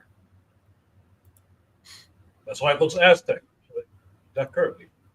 It loves Aztecs. It looks badass. The original. This looks. I don't like all the extra little like I like the smooth. Like when everything's just smooth. Like all this extra little shit on it. They did this. They did the Celestials really well, including the Celestial that first appeared in Guardians of the Galaxy, and they could have done Galactus justice as well, but it doesn't look like they did. You'll see. There was an issue of Marvel Comics where the Elders of the Universe were trying to destroy the universe in order to become the next Galacti. What's multiple Galactuses? Is it like Galacti? Galacti, sure. Galacti. Galactus is Galactus. There's no multiples. Yeah, the need to micro detail armor is distracting. It needs to stop. Yeah. Galactus, I remember he was the last survivor of another universe or something. Yes, he was supposed to be the survivor of the previous universe who saw the destruction coming and no one believed him. And then he went to the edge of the universe in his spaceship and popped through the Big Bang somehow. Like it's never really quite explained. Like the universe just decided, you're cool. I'm gonna let you live and be born in the new universe. Yeah, the universe itself said, Galen, I'll give you points for trying, so you're gonna survive the rebirth. J0074 says, I still like what the Galactus being Elvis. Yeah, that was something else. The only Galactus story that was bullshit was Galactus getting drunk with Hercules and taking off his helmet. What the? That was I've never heard of that Yeah, one. that was a story. That was a Hercules four issue mini in the 80s. And of course, everybody rightly said that was just Hercules recounting bullshit. There's a at one point, because I've read a lot of Silver Surfer comics and stuff, right, which is where Galactus mainly shows up, and they've changed so much about his just little quirks, right? He goes from being a guy who just eats planets and he needs energy to a guy who, actually, he wants to just eat the people because the people have a more tasty energy. Like, it's so weird. Like Galactus literally becomes like hungry for planets with people on it because the people energy tastes better or some shit. Yeah, it's much more palatable because Galactus tried to eat Apocalypse in the Galactus versus Darkseid, and it didn't work out for him. Yeah, because I think one of the heralds was bringing him to worlds that were didn't have any people on it, like unpopulated planets that he would consume. And he's like, "This isn't satisfying my hunger correctly. I want to eat people." And they're like, "Dude, why? Like, why do you want to kill a bunch of? Because it tastes good. Like, what the fuck?" So we're like extra seasoning. Yeah, we're like extra seasoning on the planet. He's like, He ate Mexico and he's like, taco flavored. I like that. I need more of that shit. Yep. He got to Ethiopia and was not impressed. I mean, there's a issue where it's like the future and the Silver Surfer becomes his herald again, but the Silver Surfer also has the quantum bands. And essentially, the Silver Surfer's like, look, I got the quantum bands and the cosmic energy. I could just shoot you with that and, give you the energy you need. And Galactus is like, yeah, but I like eating planets. He's like, yeah, but see, there's like infinite energy in the quantum bands, and I could just shoot you with those things, and like you'll be satisfied. And he's like, no, I would like to eat planets, sir. Could you get out of my way? But the infinite energy from the quantum bands is actually coming from another part of the universe where it's sucking the energy out of that part of the universe, channeling it through the quantum No, it's bands. not. The quantum bands literally have energy from the quantum zone because What when did you I just die, say? no, it's not. It's not part of the universe. It's a different, separate universe because when It's you still, die, universe is universe. The resonance, or no, the there's no quantum resonance of the universe. because George, not the quantum realm like in MCU. I'm not talking about like the microscopic realm. I'm talking about it's a whole realm that the whole place is nothing but orange because when you die, after using the quantum bands, when you die, you end up in the white room. It's this room inside the quantum realm, which all the former bearers of the quantum bands sit at a big table and just talk to each other. Because Quasar dies at one point during the Infinity War. He dies trying to contain the ultimate nullifier within a quantum bubble from his quantum bands. He dies, gets evaporated, and he ends up in that room. And then through Marvel Comics hibbity jibbity, he ends up escaping and coming back to life. You know why they made it a white room? Because the artist was late on the book. Because they're racist. Because they don't like black rooms. He couldn't draw all that detailed artwork. John Wong for 2 Australians says lewd joke about what men taste like. Oh no. Galactus just likes the taste of men. He's a little. He comes from a different universe. Okay, things are different over in his previous universe. Okay. What about his daughter? Yeah. We don't talk about. No! I'm the man with the Big Dipper, and satisfaction's coming. That's right. Satisfaction is coming, guys. And that's enough of the Galactus talk. You guys are nerding out too much. Can't have you guys have fun and talk about comics. As someone who apparently doesn't like comics and hates them, can't be caught talking about comics, guys. But we can talk about ominous avenging death from Elliot Rodriguez. The fight you've been waiting for is finally here. Zadok versus Deathmonger. And I still think that Deathmonger has A badass fucking design. Very jealous. Look at that. Oh hell yeah! It has that the hell's his name? The guy that killed Superman. I always forget his fucking name. Doomsday. Doomsday. Bones. Yeah, it has a very Doomsday. Doomsday-ish with the bones coming out of him, right? Mm-hmm. And how's this little twink? How's the little twink gonna stop this giant fucking guy? I want to see this. I gotta see Easy. this. Fluoride. Fluoride. Just, That's all it just dump him in a bucket of fluoride. You'll see the guy waste away, just like your Dip bones. his big sword. in Excuse fluoride. me, Sure. big monster man. Could you step into this giant bucket of fluoride? No reason. Just could you walk in there? Thank you. No, you don't have to just ask him. You just put the big bucket of fluoride above the door as he walks in. Above the door. Like Home Alone. See, you set up a trap. Yeah, this isn't a Home Alone comic, George. Again, look at this shit. Badass. Oh hell yeah! Pulling up. See right there, that shot great. of the Look at fist this. is so fucking Doomsday, right? What's the next page? What's the next page? Oh, he was very close. They missed. Yeah, that's why the guy slid under his arm because he missed, George. Good job. You were able to follow the comic. I'm glad that Yes, you yes, I have was. eyes. Crazy. Yeah, it's What a shock, eh? We can actually Guys, follow the action. God damn. Yeah, two guys rushing each other, and the next panel, you actually have a logical conclusion to them running towards each other. Whew. Amazing. Amazing. Look at that. Cliff Richards must have made this choreography. Look at this. I gotta know. Like next time I got Elliot on here, I gotta ask him if he like plays with toys to get the actions going. Right?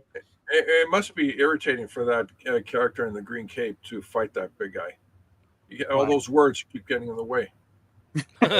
Shut up, George. He hit it with a pow. He's like, Yeah, all these I gotta block that pow coming at me. It's like, oh shit. I think this is the only one I don't like, the onomatopoeia, because like half of it's hidden. I've never seen this before, where like the onomatopoeia is hidden behind the art. Also, the tish. I don't So know if cool. it makes a tish sound. It should be more like a clang. Oh, no. The guy's doing a swing, and there's a kish coming at me. So what do I do? Well, he caught it. There's a clang when he caught it.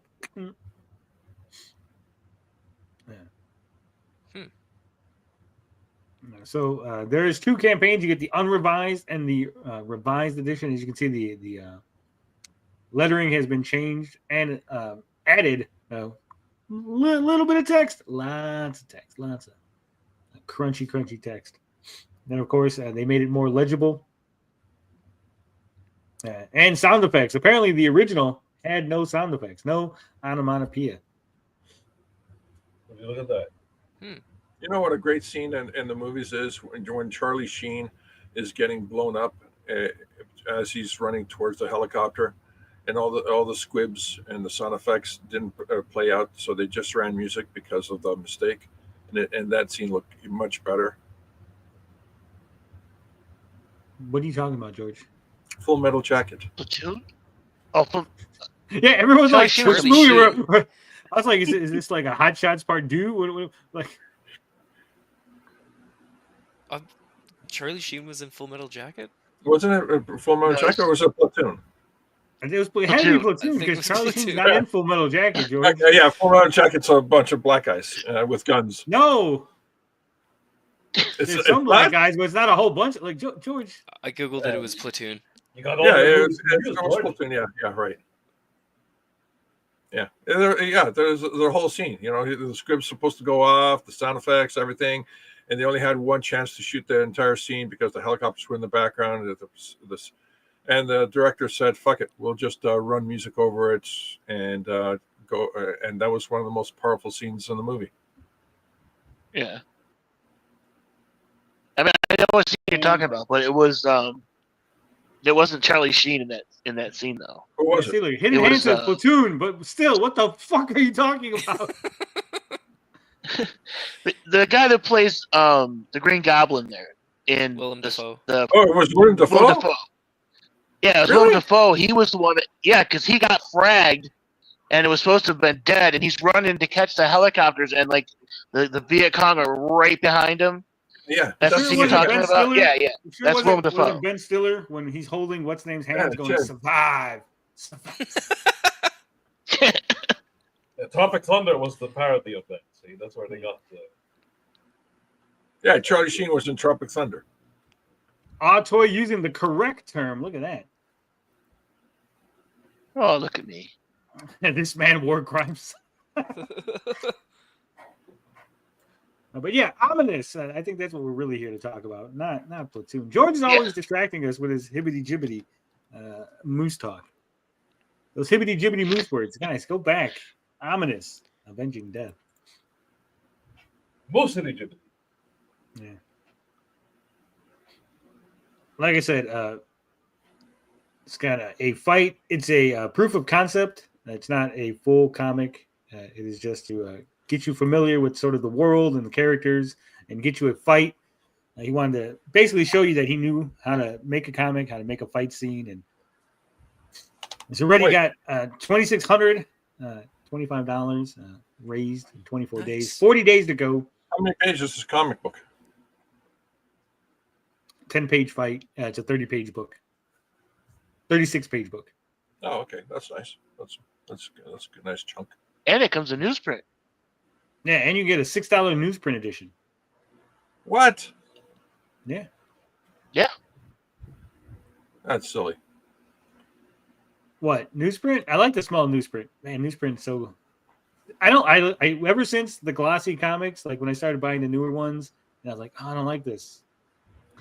Yeah, the chemical print smell of the newsprint and the ink still being fresh and the varnish and all that stuff, it does actually havoc on your nose and your nasal passage, which is very close to your brain. So you're actually putting all that stuff right to your brain, passing the blood-brain barrier. Yeah. Hell yeah! I think he got rid of it. I don't see the newsprint edition anymore. Did he? Because it was like maybe it was only a limited amount. Maybe it wasn't Sweet, FDA I got in approved. on that shit. No, it must have been. He must have took it off because it wasn't FDA approved. No, I'm pretty sure it was. I think it might have been a limited time or a limited edition. Damn. So if you didn't get it on newsprint, you miss out. That's a rare. You have a rare item. Toy. Yeah. So when Elliot's big time and he doesn't remember that we've ever promoted him, and he's doing Entertainment Weekly interviews and stuff, you'll be able to have that newsprint. Look, remember me, Elliot? He's like, no, who the hell are you, kid? Get away from me. Hey, can you hold it still and play the video? I can. Well, it's about time. Will I? Yeah, why not?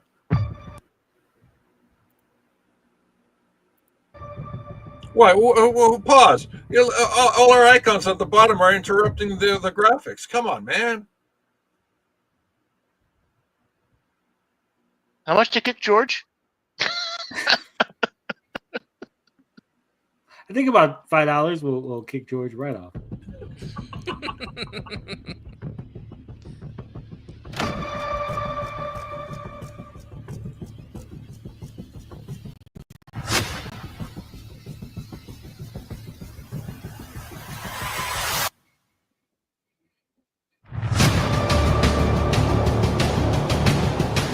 Fucking cool.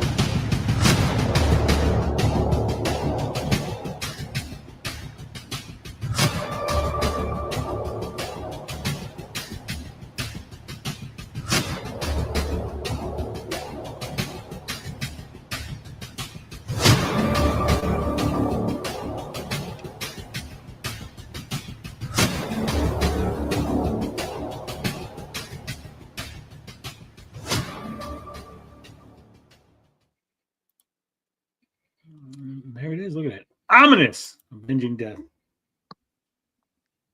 Hell yeah. I think we're a little too long on the outro. That's the other thing I would say. Right? No, I think if anything, I think it needs to be longer. No, I'm talking about this part right here. No, yeah, that part alone needs to be at least 6 minutes. Just thank you. The thank you for watching should just be longer than the trailer. So Yeah, There you exactly. Make it at least 10 minutes so he gets ad rev from YouTube video. because people will just wait, right? Like something's got to be happening. Like he could have just put 10 minutes of the static screen just sitting there, right? Like Exactly. you got to do like Eric July, put some post-credit scenes in your trailers. Just start dropping stupid amounts of money on animation. Yeah, That's the way. or just hire George to animate. This all is your the stuff. way. So there you go. Avenging Death, ominous. Pick it up. Anything else you want to say about this, guys? Before I move on. Nope. Just Nope. yeah, back it, man. It's super cool. Elliot's a good dude. Elliot is good, and he's that's been getting harassed lately online by Water Closet Richard. So Oh, yeah, I first, saw stick it that. to them. Ricardo's. yeah, if you want to stick it to Ricardo, back yeah. Elliot. There you go. That's gonna be my new campaign slogan. Elliot is like Stick the it- living proof that Ricardo fucked up. Well, Elliot's one of the good brown ones. So come on. What? I'm also one of the good brown ones. I think. Hopefully. You're allowed to say that. Yep. Yeah, I'm allowed to say that. As one of the brown ones. Katie, who owns all the brown boys. You're one of the good has brown given me ones too, permission. Tony. All right. Speaking of promotion, let's promote this real quick. Subscribe before 8/8/25 at 4 p.m. Eastern Time. Young Clippa returns August 8th. Hell Nice yeah. artwork. This from our very own Stray Beans. And then the next one is Stray from our Beans? very own Zombie Boy. From Zombie Boy. The Nice. artwork of mint salad. Taken from her live stream where she was painting in a bikini. An American bikini. Red, white, and blue. America. God bless America. So don't forget, guys, go subscribe to the Clipperverse channel. I will put the link in the chat right now. Who knows? Well, one day we might have Clippa and Mint on here on CG Suburbs promoting their comics and their wacky shenanigans. All their shenanigans. What they get up to. All right. So this might disappoint some people. Guys, spoiler alert if you haven't seen Superman. But I'm sure you've all heard. We talked a little bit about it earlier, right? The I won't say controversial, but the change that they made for Superman's origins. But the Superman director, James Gunn, says fans hoping for twist retcon are shit out of luck. So all the theories, Lex Luthor messed with the message. Right? It's Brainiac did it. It's some other thing. Right. It's a lie. Nope. It is canon. 100%. The Kryptonian said, Superman, take your super penis and fuck all the women of Earth. Become Omni-Man. Yeah. I've always said this is on brand, actually, for Kryptonian, because there are a bunch of eugenicists anyway. Yeah, right? Yeah. The Kryptonians We- weren't we- like the best of people to begin with. But wouldn't he kill the women of Earth? Like Hancock. When he comes, you think so. yeah, like when he How would comes they and he know, ejaculates, right? it would How just would they know right- about humans? I'm just saying, like right through them, right? Like the speed of the ejaculate would just go split in half, literally. Right through the back of her There's skull. literally I don't know if you guys heard of this comic. It's like The Boys before there was The Boys. It was called The Probe. It's like about a prostitute who was among superheroes, and they actually made that joke. the super load, yeah. Yeah. It's like he shot his load and it hit an airplane. It's like a whole Airplane crashes. Yeah. Frederick Gumont says, I loved Soup, a welcome surprise as I expected it to suck, but thought it worked perfectly as a film. Yeah, I think Superman was really good. Cosmic Vader says, Bonnie Blue is the final boss. Oh, got to get through all of them. Yeah. Plus the idea that, Superman would rather embrace the Kents as his parents than the Kryptonians. That's a nice touch, I'd rather be in America. That's the idea. Mm-hmm. Cosmic Vader says he doesn't believe James Gunn because James Gunn has never lied to audiences before. I don't know. I think he's sticking to his guns, pun intended on this one. Yeah. I think he's sticking to his corporate mandate to have Superman's origin be slightly different. Yeah. I asked that too. I still like to see Brainiac though. Like I love Brainiac. They've never really done it on the big screen. Trust me, It's been done really great in animation. They're gonna make But Brainiac never a on the chick. big screen. I'm telling you, they're gonna do that. Oh, dude, no. No, I think they're gonna No. make Zod a chick, and she's gonna fuck all the dudes and get pregnant with Superman. That would be hilarious. because it would have new meaning. So basically, it's going to be a scene out of Invincible. All right. No, you remember Game of Thrones where the one dude had to kneel to the chick to give her cunnilingus? That's good. When she goes kneel before Zod, it's because she wants you to like fucking eat her pussy out. That's what it is. That'd be all right. Would she Except for feel it? Kryptonian pussies have teeth, so they just. Oh, do they? They never run. That was always the weird thing. Like Superman and Lois are compatible. Like Kryptonians are just identical to humans biologically in every single way, right? Yeah, like I'm surprised there's like no. That's why like Ethan Edwards Like in chromosomal problems. Marvel is a Skrull who chose to look like a human, right? Like at least that makes more sense. Well, there should be like a parody movie or something where Superman and Lois are ready to fuck, and then Superman gets naked, and she's like, "That's it." He's like, "What do you mean?" It's like you only got like a 2-inch dick. This is huge on Krypton. This is like the biggest dick on Krypton. It's like, yeah, but it's tiny here. Like, you're Superman. What the fuck? How would he know? I mean, he got here. Yeah, He actually, came how here would with he a baby. know? Yeah. Yeah. They I sent was some health just in books the with him. Arctic. What do you expect, Lois? I just came back from the Fortress of Solitude. There's shrinkage. It's cold over there. All right. It says, for the most part, Superman remains pretty faithful to the established comic book lore of the character, with one major exception. The movie begins with the Man of Steel suffering his first ever defeat at the hands of the Hammer of Baravia. When Krypto drags the hero to the fortress to be healed by the sun, the caretaker robots play the message his Kryptonian parents, Jor-El and Lara Lorvan. I thought, wouldn't her name be... do they not take... Yeah. Don't they take like the name? Yeah. It's Lara L. Yes, Lara L. Because they're from the L, House yeah. of L. The House of L, yeah. Anyway, sent their son to Earth with. We then learned that the second half of the message was damaged in the crash. That's very convenient that the message perfectly got damaged right where it needed to be damaged, right? Like it doesn't cut off a word. It's not like in the middle of a sentence. It's just like, Bradley Cooper took a breath and like, okay, right now, damage the message right there. Yeah, no, you're right. Also, it's also convenient they didn't lead with that part, right? They leaded with, hey, everything's great and sunshine. We want you to be happy and blah, blah, blah. Then I want you to conquer Earth. Like you would think that would be the lead-in of the message. Hey, go conquer Earth because you're awesome and everything's copacetic and With you're your great. dick. Like, yeah. It's really weird. Like I understand like it's a movie and everything, but it was a really weird way that they recorded this message. It's almost like an afterthought. Like, hey, by the way, Superman, you're great, you're fantastic. I want you to be happy and love everybody, and you're strong and you're magnificent.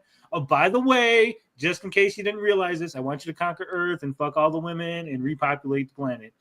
Can you do that? Thank you. It's real weird.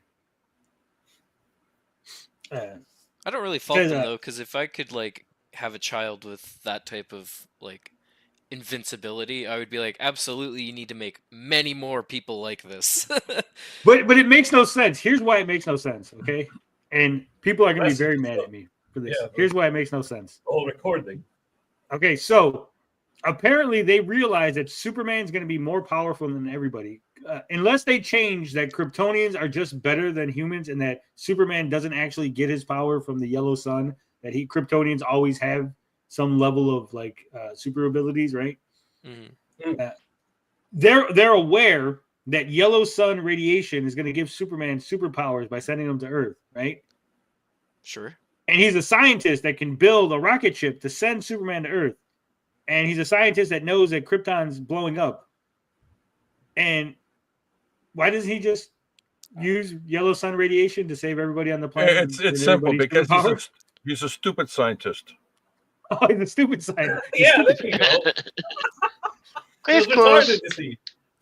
Hidden Hand says, wouldn't the babies bust out of the womb like an alien movie? No, because Not under inside the red sun. Hold on, inside the womb of a human baby, a human mother, the sun radiation wouldn't go through because it'd be in the shadow of. No. You're wrong. Because in the comic books, Superman and Lois did have kids, and she carried the pregnancy under the red sun. Right, they're not, but he's not talking about that, George. He didn't say, "Hey, if they fucked and then put them under a red sun." He's just saying, in the context of the movie, Superman goes around Earth and fucks a bunch of women, and they all get knocked up. Wouldn't the babies bust out of their fucking womb?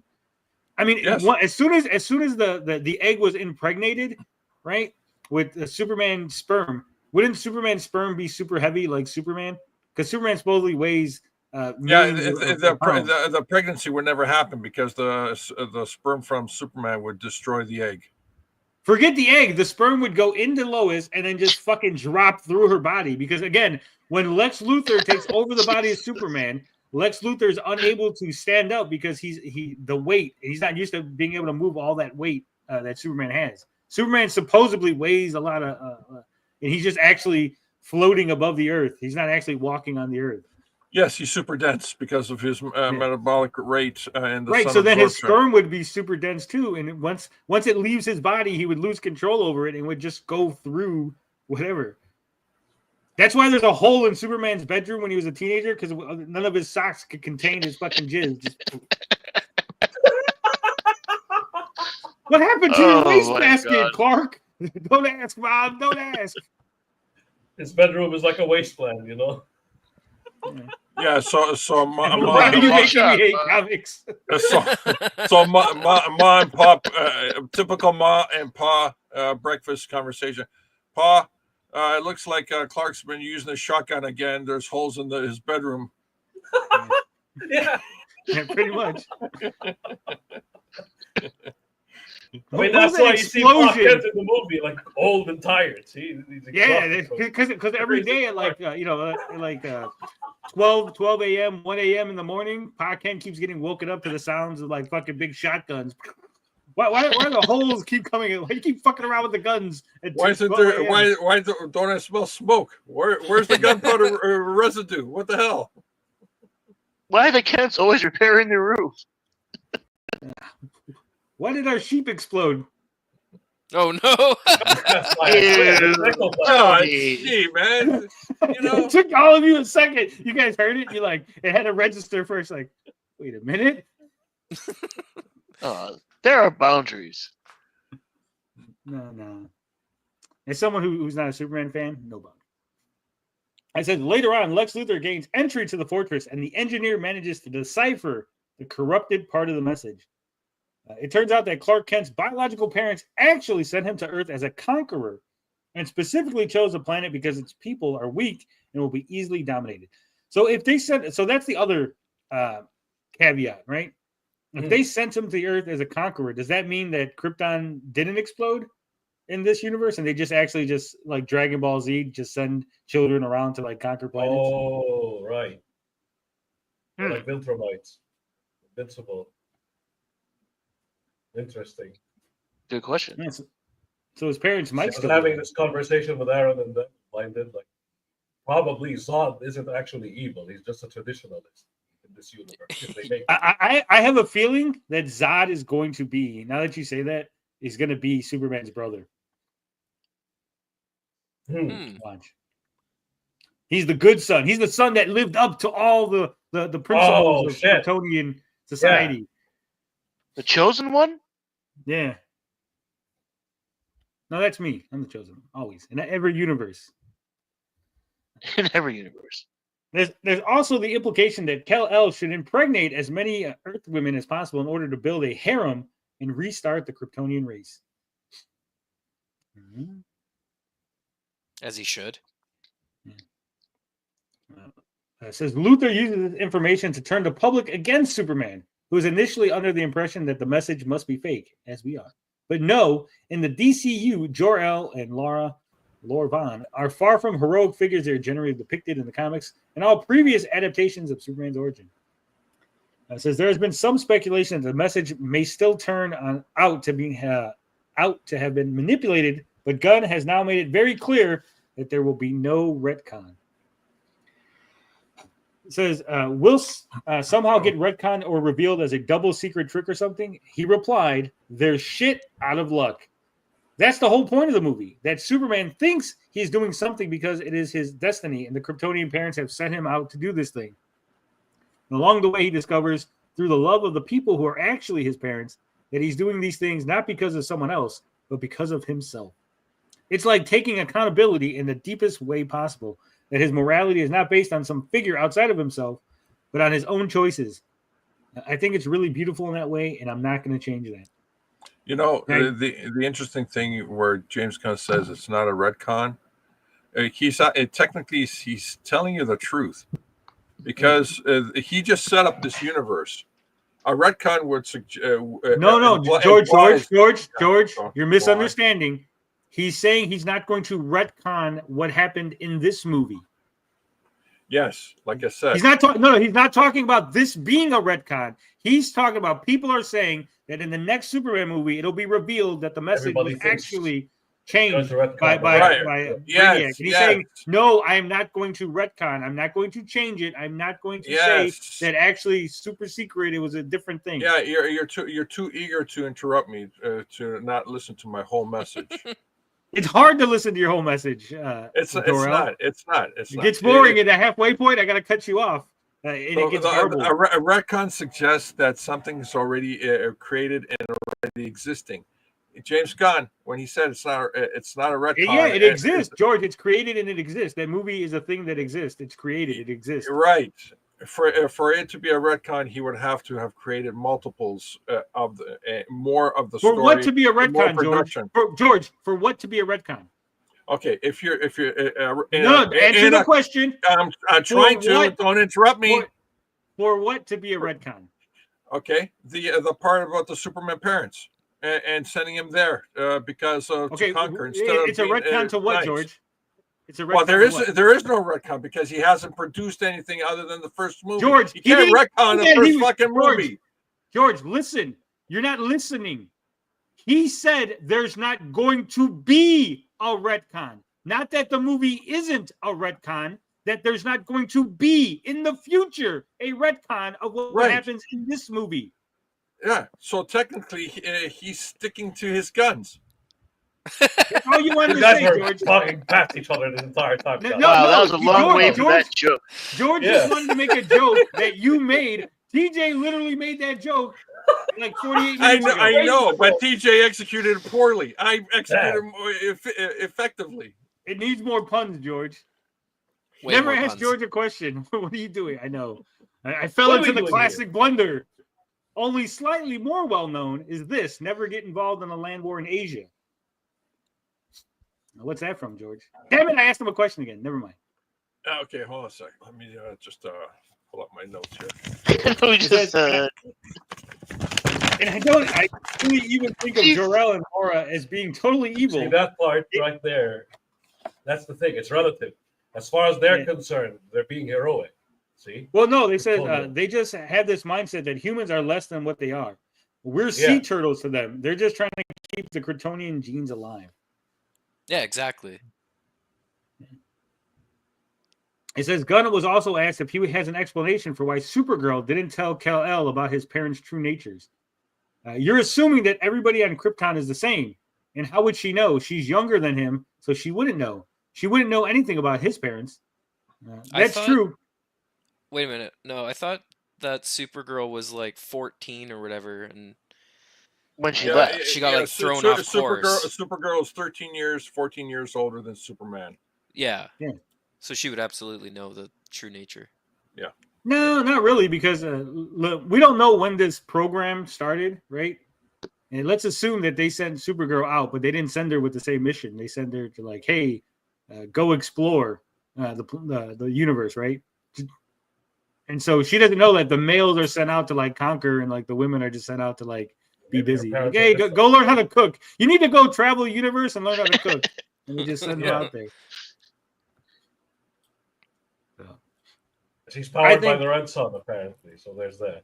No. In the in I guess All-Star Supergirl or something, she visits planets with red suns to get drunk off the red sun energy or something like that. Oh, okay. Because she's like a party girl. She's like, woo, Cabo. And then she goes out and like gets all drunk and neglects her dog. No, basically, that Supergirl with an Earth version of her would be someone who's like cutting herself up with a knife. Pretty much. Yeah. Yeah. Pretty much. That's a very astute observation. She's dystopia. It's almost like you're an intelligent person underneath all that blue fur. Shh.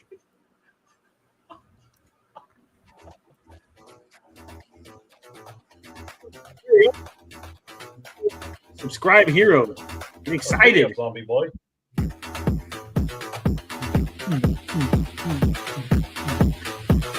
This music makes me want to dance.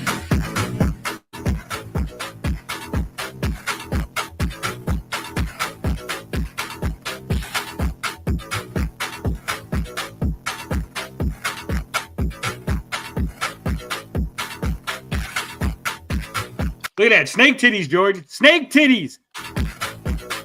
Nice. Snake titties and booty.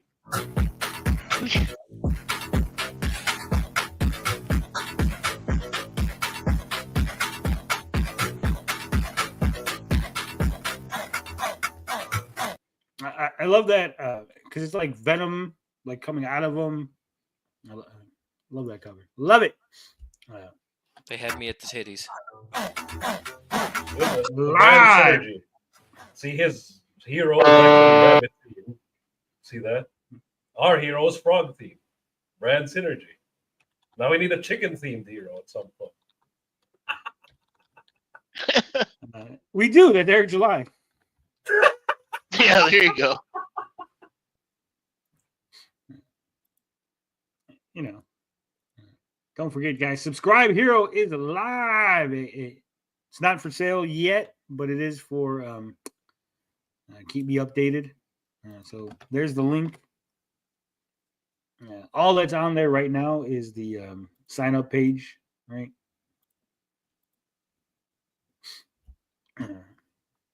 Which you can get in on this 100-page comic book of sci-fi superhero action and adventure. Nice. So we don't know how much it's going to be. We don't know, what he's going to offer, sort of extras. But I will say this: I love Zombie Boy's work so much, and I'm excited for us to get our comic out because we've tapped Zombie Boy to take over for Finbar. I know you guys are always complaining about how long this book is taking to get done. And so after Finbar and TJ finish the first one, I'm firing them. This is the first they're hearing of it. So sorry, TJ. Fine. And Zombie Boy is coming right in. So we'll slot Zombie Boy right in. And hopefully the plan is that one day in the far future, right, if we're success and we do this and we get the comic pumping out and you guys love it, that Zombie Boy would then go back and redo the first issue so it's all consistent in the Zombie Boy style, right? Damn. So hopefully, Finbar doesn't lose his arms in the war, and then we have more problems. Nothing to add, guys. You guys are fantastic. I hope he doesn't lose his arms. We'll also be working on a giant size project, me and Finbar. So that's another side project. Yeah, but you know what's also a side project? Ethan Van Sciver's Cyber Frog prequels. Frog Meets World #1 in 1993, The Diary of Heather Swain. It's already at 110,000. Let me refresh the page just to make sure we get the accurate, up-to-the-minute numbers. It's $111,085. They said it couldn't be done. They said that Ethan was not going to hit 100,000. I believe he has surpassed Yellow Flash's campaign. Yeah, I was about to ask that. Last I checked, he was real close. But I think he did now.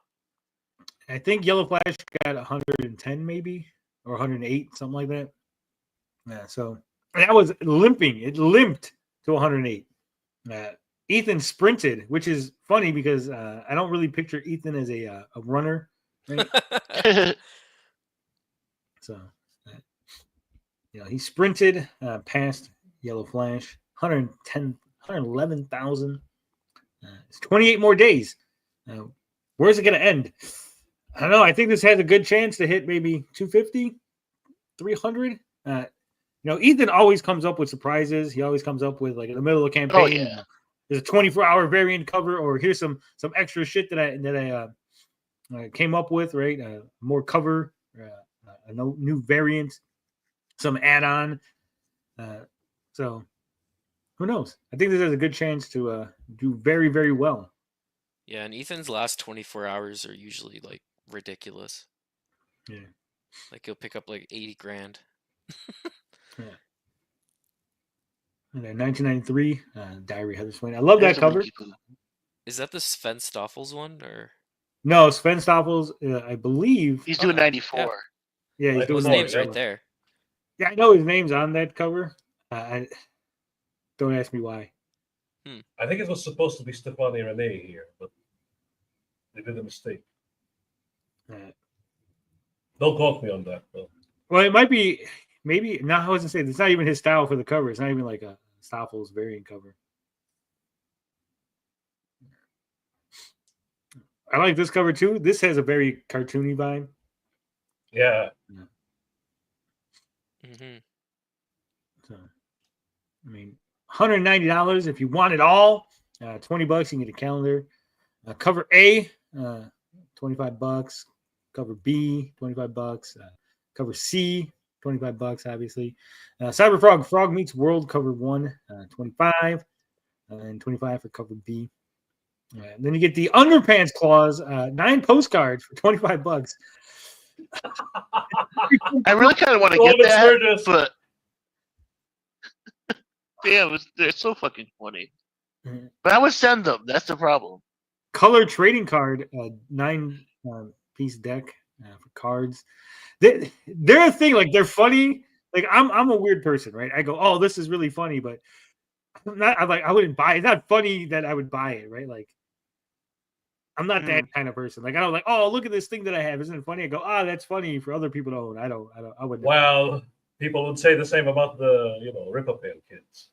Yeah, I get that. Like, that's why I'm always hesitant to, like, sell stuff or, like, promote things. Because I'm like, yeah, it's funny. And that's why I don't expect anything to sell. And that's why I use print on demand. Like, 'cause nothing's out of my pocket. It's just like, if somebody buys it, if we sell 1 or 2 of them, it's fine, right? Whatever. Because I don't really expect that. Oh, that's funny. Haha. It's, for me, the Rip-A-Pail Kids is more about making fun of the zeros and, like, you guys laughing at the art than actually making money off of it.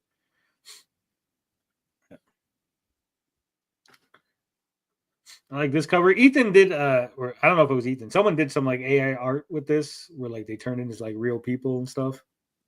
It's crazy. Yeah. Oh, those videos are mind-blowing. That's what AI is good for. Well, it took them, not only did it make them people, but they talk. Like, I haven't seen AI. I don't know which program they use, but, like, they were talking and, like, it wasn't, like, added after the fact talking. It was, like, you could see their mouths moving and the words matched up and everything. It was fucking freaky. Oh, yeah. This is the cover that people were complaining about the legs and everything, and saying that Ethan has lost broken arm, bud. Yeah, the broken arm. Like, she can't put it. Like, he puts his arm in the same position. He goes, "See, her arm's broken." I'm like, "I'm gonna argue this as he's doing the arm." It's like, arms don't do this. Like, your arm's doing that. You're doing it right now. Oh, bud. He changed his cover, didn't he? Or he cut it off, because I couldn't remember. I remember there was a sticker on here that I go, I think that's like a license. That's like a known property, right? And I remember we were talking about, like, I was like, I don't think he could put that on there. So it must be in, like, Over the Bleed Edge where that. Yeah. Right. Because it was something. It was like maybe like a it was a Hello Kitty or something. Yeah, Yeah. It's all over the place here. No, but what I'm saying is like right here, I think there was like a Hello Kitty or something. It was something that I was like, yeah, I think that he can't put that on there. Like it was like a copyrighted image. Because I remember the whole art. There was pretty sure you could see the whole keyboard. Yeah, Sandman, J. Scott Campbell. Yeah, J. Scott Campbell, Mary Jane. And again, I love the fucking art in the what really blows my mind about Cyberfrog and the way Ethan draws it is the reflections in the fucking shoulders. Yeah. Yeah. Because it really sells the whole like this is metallic, right? It really sells that idea, that shiny metal. Sign my stuff, Ethan Van Sciver. Uh-oh.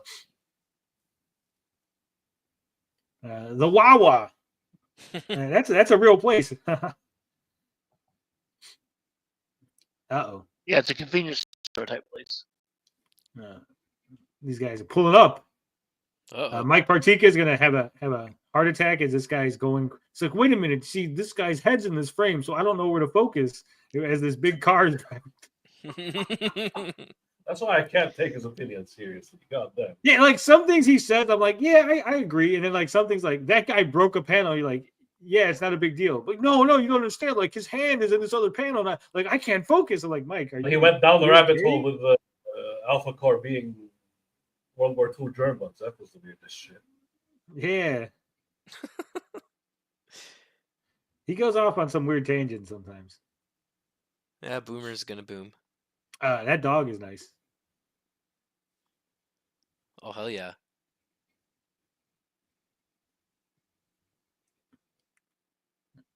This is so weird. Here's what I find weird, like, because it's grounded, right?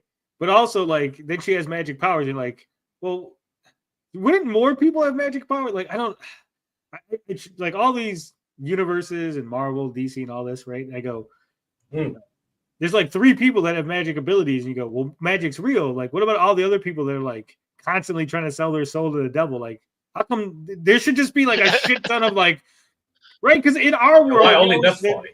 Yeah, like in our world, there's like a ton of people who are like, I worship Satan or I do this, right? Like, so if Satan is real or if there's like satanic beings, like the world should just be filled with all these people who have sold their souls. That means Aleister Crowley must have really been a sorcerer. Rasputin. What else? Anton LaVey and shit, right? Mm-hmm. Yeah. Chris Angel. He's a mind freak. Well, he's not a sorcerer. He's just a mind freaker. He's freaking the mind, man. Oh yeah. He should have put like a Donnie and Marie album in the background because they're evil. Like Chicago. One of those records that people are always claiming you play backwards. I was gonna say blackwards. Or if they just put up like a picture of Bill Clinton or something. Yeah. Or you'd have like heavy metal bands. Beatles Abbey Road's supposed to be. Yeah. Have backward stuff. Paul is dead. And all that shit. There you go. World Beyond. Yeah, World Beyond. Sign up and get your comic from Mr. Van Sciver. It should be fantastic. Should be a good read. I'm assuming that if you haven't read any Cyberfrog stuff, this is probably a really good jumping off point considering it's prequel stuff. Yep. Yeah. Right. I have a theory about that. Your shower is the greatest exorcist. There you go.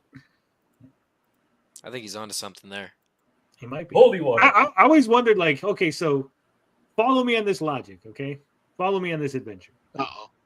In vampire movies, we know that vampires are real, okay? And that holy water affects vampires. Holy water kills vampires, right?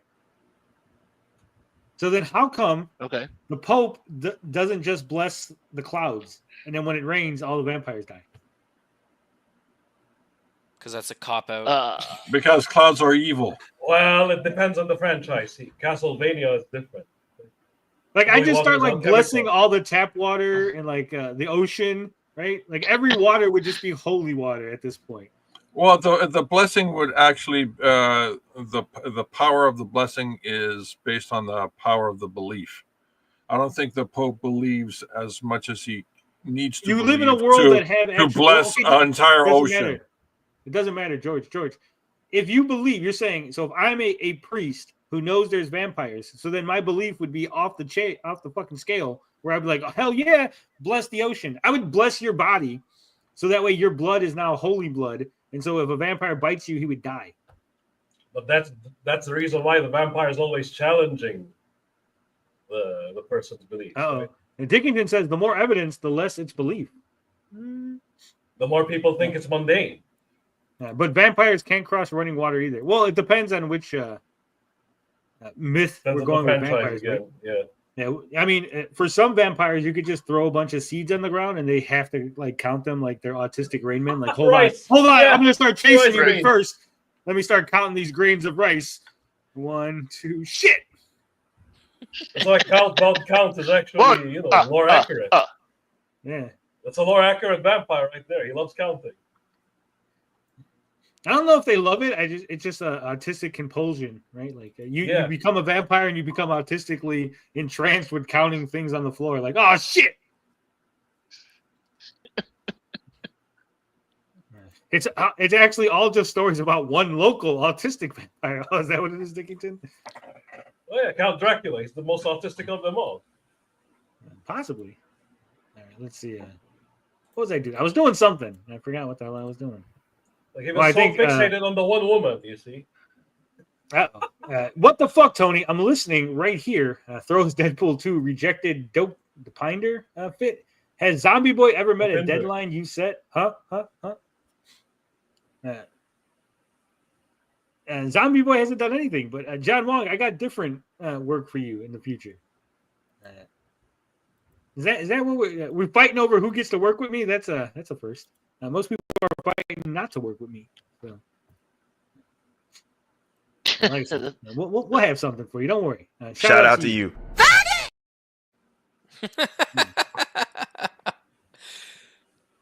All right. That What kills do me we every got? time. All right. Here's something I thought was interesting. From CBR, 10 team-ups. Not us fans, but fans. Apparently, fans want to see in the new Marvel DC crossovers. And on the cover of this article, they're showing, if you're just listening, they're showing Shazam, Zachary Levi, and Captain Marvel, Brie Larson. And I can tell you right now, as a fan of comics, that's not a team up I want to see. I have no interest in seeing. Look at this. It's Captain Shazam Marvel and Captain Marvel versus Captain Marvel. Yeah, it's the original Captain Marvel versus the fake Captain Marvel. I get what it is, but I still like. There's no put Miracle Man in there too. Yeah. Let me see these two team up. Like no, the Alan Moore one. No Miracle Man, no fucking Magic Man, nothing. I don't want to see these two characters. They're not really like. The Alan Moore Miracle Man, where the kid does that thing in the alleyway. Yeah. Okay. Yeah, that's gonna go well because that's another Captain Marvel. That counts. I would rather have Captain Marvel, who gets his powers from like the gods, specifically the Greek gods, team up with like Hercules, right? Like, hey, I got the strength of Hercules. I am Hercules. Hercules is the Italian or the Roman god. Heracles is the Greek god. Are you George? Hercules is his name gods. in Marvel Comics. Hercules is his name in Marvel Comics. That's the Roman god. What does that have to do with anything, George? You just said the Greek gods. Well, the Greek gods is Heracles. Heracles is his name before he becomes a god. Hold on, George. In the Marvel mythos, Heracles is his human name. When he dies and ascends to godhood, he becomes Hercules. Oh, that's bullshit. You have just been marveled. Thank you. We all need to watch the Disney movie and reconvene in a couple hours. Yeah. Right. Everybody take a break. Go watch Disney Hercules. Hercules. What's up, Herc? What's up? What are we doing, Herc? All right. So it says in May 2025, Marvel and DC announced their first collab in around 2 decades with the Deadpool Batman #1, which I don't want to see like those two characters again. Like maybe other people Yeah. were like, "Oh, Deadpool, Batman." That's all. I'm like, they're just throwing two popular characters together. It's not really anything I want to Exactly. see. You know when they came up with this concept? 3 years ago. It's taken that long for corporate to get their shit together. Okay, I don't know how that added anything to the conversation, but what happened thanks for 3 that years ago? information. They had 3 years ago. They had Deadpool and Batman, glowy vampire Batman, in the theaters. Huh? What? Oh my God! None of you did you see the glowy vampire Batman guy? Yeah, the Batman movie. No. Yes. With Oh, thank you, TJ. Jeez, one guy here has geek cred. Everybody else. What the hell are you talking about, George? I don't know what you're talking about. The Edward Say Cullen English guy. words. The Edward Cullen guy. Twilight? Yeah, Twilight guy. You mean the Batman? Robert What does that Pattinson. have to do with Deadpool? Robert Okay, Pattinson? Yeah.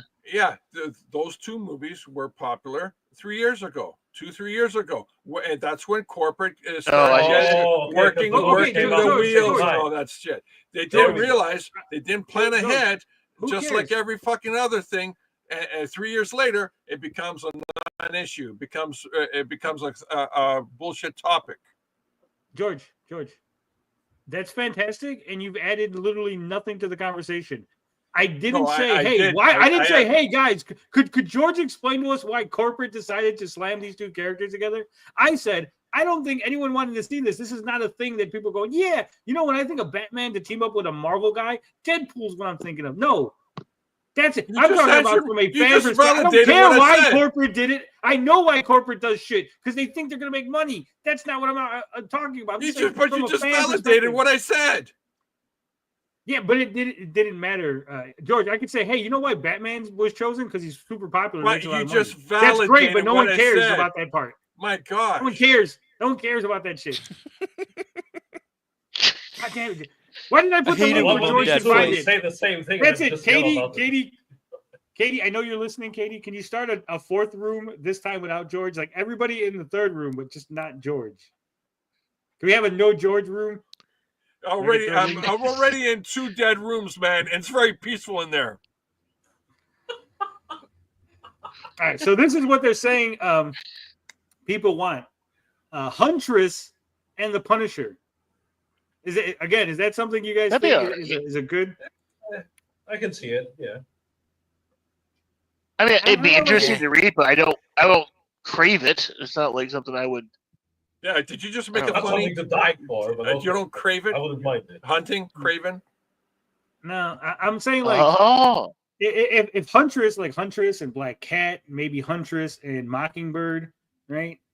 Like, I want 2 characters that are either real similar or like opposites of each other, right? Like an interesting dynamic. I don't see what would be the interesting dynamic between Huntress and Punisher? See, this is why they fucked up with Batman and Deadpool. It should have been actually Deathstroke and Deadpool.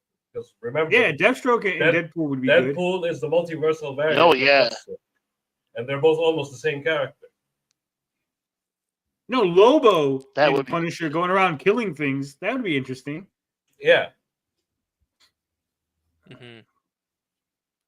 Lobo, Ghost Rider, Lobo, Wolverine. You know, because he's like making fun of those characters, right? And he says Rocket Raccoon and Cyborg again. Oh, I don't think so. I think Cyborg doesn't make sense. Deathlock. Give me Cyborg and Deathlock, right? 2 cybernetic humans. They both deal with it in a different way, right? They both have the eye. Yeah. I think that would be an interesting comic. You could talk about what humanity means and how each one deals with the fact that they're half robotic, right? See, this is just like funny joke. In the movie, he wanted what's name's prosthetic, and now Cyborg's all prosthetics. Isn't that funny that you put those 2 characters together? No, it's not. I would have had the Teen Titans and the Guardians crossover. That would have been way more interesting.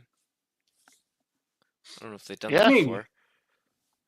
I know the Teen Titans. Didn't they cross over with the who the fuck's that team? The X-Men.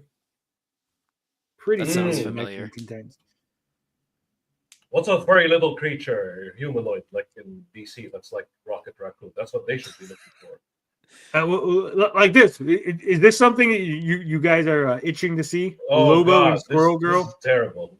Lobo Absolutely would murder her, not. or try to at least. I could see it being kind of funny if it's done right, but I just don't trust the comic book writers to do it right. Look, Yeah. I could see Lobo and Squirrel Girl being a one-page comic at the back of one of the issues where Squirrel Girl, who's undefeatable, the undefeatable Squirrel Girl versus Lobo, and like Lobo, because Lobo is like can't die almost, right? Like so, it's like she They're can't both beat him, and he unbeatable.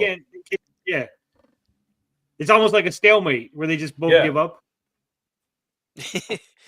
Yeah. but not like a whole. Could you read like a whole like 25, 26 issue comic of that? I think that'd be good. No. Supergirl and Black Widow. Again, this is like Oh, this makes super no sense at powered. all. Like Supergirl and Captain Marvel would make sense, right? They're like on Right. equal levels. They're equal. Like this. Here's a Their names are Superman. similar, right? Yeah, well, I'm saying like, well, here's a character that has Superman level powers, and here's a character with no powers. Let's put them on an adventure together, because that's gonna be exciting. Right. When Black Widow just stands back and watches everything. Oh, shoot that laser over there. Kill that thing. I'm gonna stand here. See, and watch Huntress them and do Black everything. Widow would be better. Yeah, that would be That good. makes more I mean, sense. Huntress here. You know, Black Widow's helping to take down the Falcones or some shit, right? Yeah. Yeah. But this is just silly. Like CBR does this shit, and I'm so stupid for reading articles from them because they always piss me off with their like. I think it's Good just rage content, bait, though. right? Let me just say some really stupid shit. We're like, They just want you to be angry, Tony. Really piss these nerds off. Captain Marvel and Shazam needs to acknowledge some stuff. Not really. Go the whole 9 yards. Add Miracle Man. Does All DC of own them. All Miracle Captain Man? Marvels. OG Shazam looks so fucking cool. Here's what needs to happen. Okay. You need to have Captain Marvel and Shazam meet up. Eventually, she kisses Shazam because she's so excited, and then he turns back into Billy Batson, and then she gets arrested by Tony Stark for being a pedo. Give me that comic. I'll read that. Header to the negative zone. Dude, That'd be Bam. great. He's number grooming. one seller. She's like, wait, what are you doing? You just kissed Captain Marvel. She's like, well, I know, but I really like him. He's 13. What? He's a 13-year-old boy. You fucking sicko. You sick bitch. This is why we need the Registration Act, goddammit. Yeah. Yeah. The superhero pedo act. The pedo accords. You're busted. Of course. Yeah, like she's gonna meet up with Shazam. This is what I want. I want Captain Marvel contact Shazam to meet up, right? And she just shows up to his house with a pizza box, and she's walking in. She's like, "Hey, Billy, you here?" And then like Chris Hansen just walks out. Could you have a seat there, Captain Marvel? Would you like to explain these text messages between you and Billy Batson? Oh, it would be extremely fucked up if it's New 52 Shazam. Goddamn. All of them kids. All the kids Oh shit! Yeah. Whole under the Shazam prison. They're family. just putting her underneath fucking the cube. Send her to the quantum realm, sure. All right, see, this one actually makes a little sense. Raven and Scarlet Witch is Yeah, this face one makes mark, sense. like chaos magic. That does This- make this- sense. this will be interesting. Yep. Do you think they'd The only work thing together is- or be fighting? They're both It evils. makes sense. It does make sense, but like they changed Scarlet Witch. Like originally she had chaos magic, and then it's like no, actually she just like has reality warping powers. And Doctor Strange is like, there's actually no such thing as chaos magic. Are you guys retarded? She could just change reality. Like, oh, so you just retconned her powers, and okay, thanks. Okay. So I don't know. What you said. If Okay. they go back to like classic Scarlet Witch, I think in Raven would work.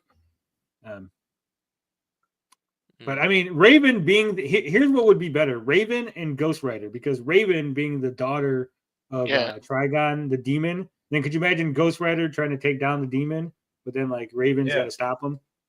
That's my daddy. Leave my daddy alone.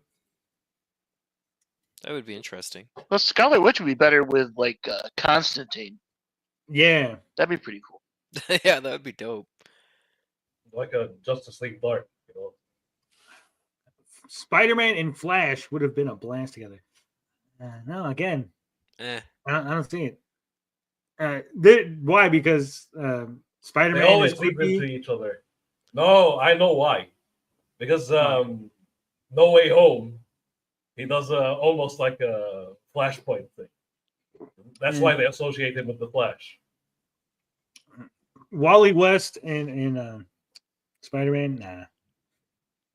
I Spider-Man's like old Wally already. better than And Barry Allen. Barry, but that's just me. Yeah. Yeah, but Wally West is like skews younger, and Spider-Man's already old, right? Like this isn't like Spider-Man from like 30 years ago, where he's like a teenager or like a college kid, right? He's like, Oh, okay. Here's that adult, I get broken down, middle-aged Spider-Man. Like it's just kind of sad now Right, when he okay. goes out there. They need to really have like Spider-Man telling jokes, and like one of the villains, like, "What are you, a fucking boomer? What the hell are you talking about?" Yeah. Then he just starts like spouting off like yeah, skibbity toilet, and they're like, dude, it doesn't sound good on you. Like, Hello, we can kids, hear your Spider-Man. voice. Let's have that. You're an old man. Why are you saying skibbity toilet and goddamn? Spider just like fuck.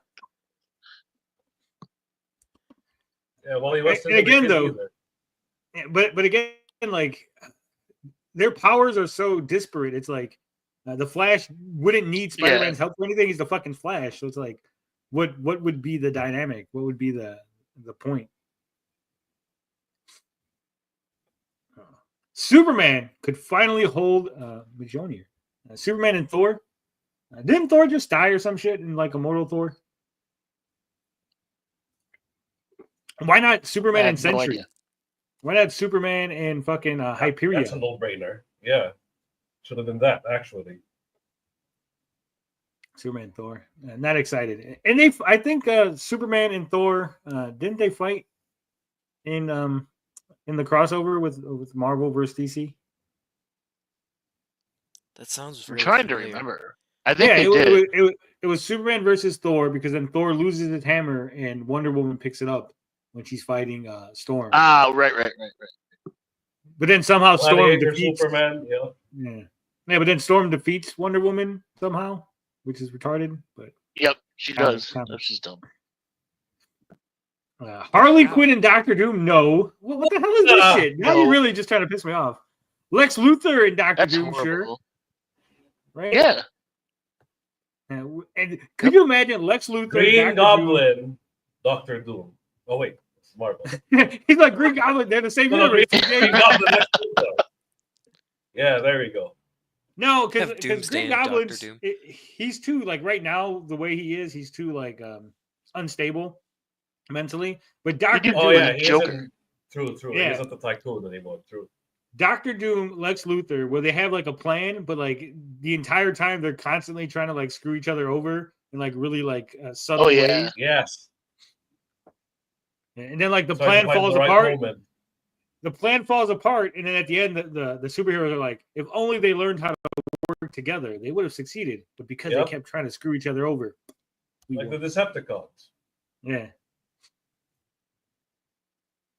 And the last one, Iron Man and Booster Gold.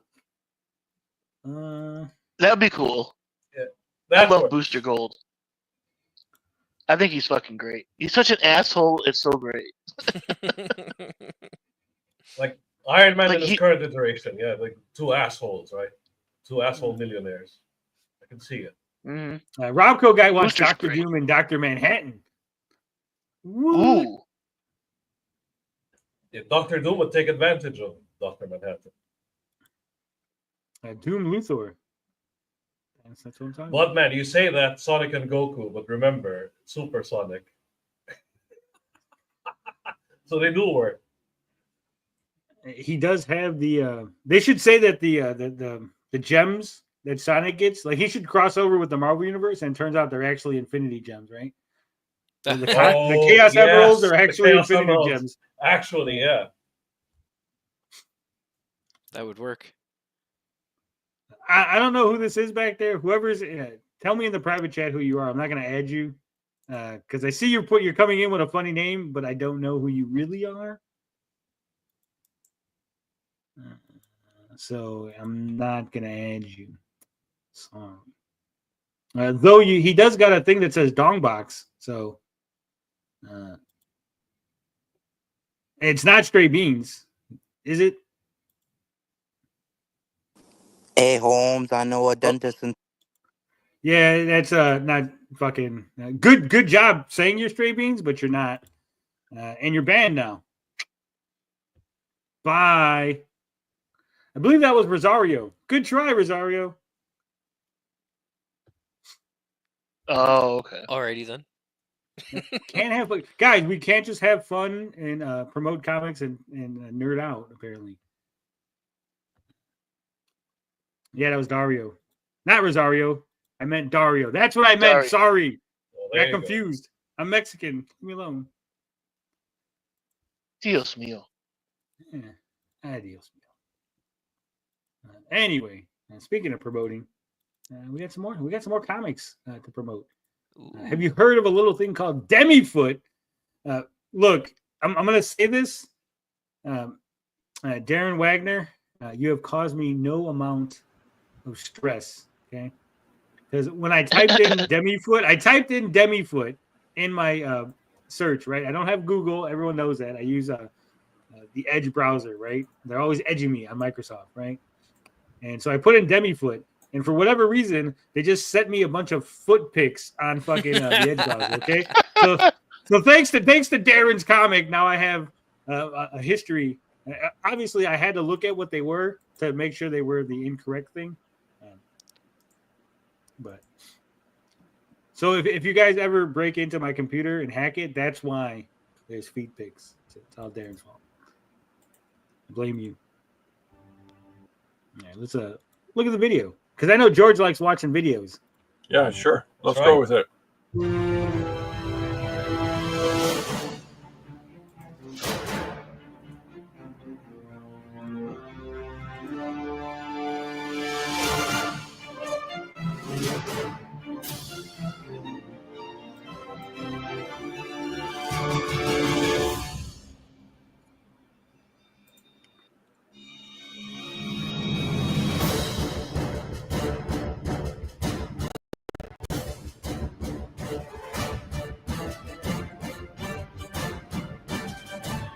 Like right there, he looks very Incredible Hulk-like, but in that other image with the coif, he's got that little like he looks like he fixes Elvis. his hair. Yeah. Yeah. Even though he's like a beast, he combs his hair and shit. It's a nice touch. This one is, when he's fighting crime and when he's trying to pick up the ladies, he's like, look at me, swap.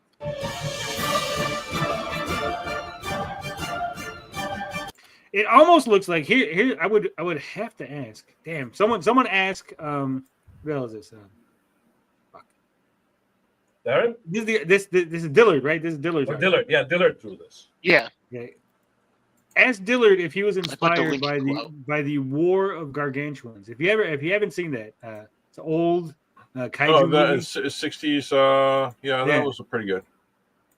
Because they kind of look like they're kind of furry like this, and I think there was like a spinoff with like Frankenstein's monster where he kind of looked like this, where he's like all kind of furry, but like.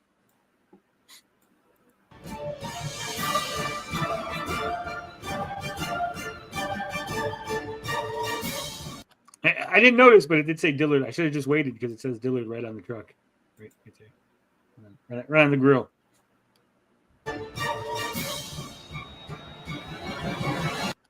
Demifoot, Urban Sasquatch.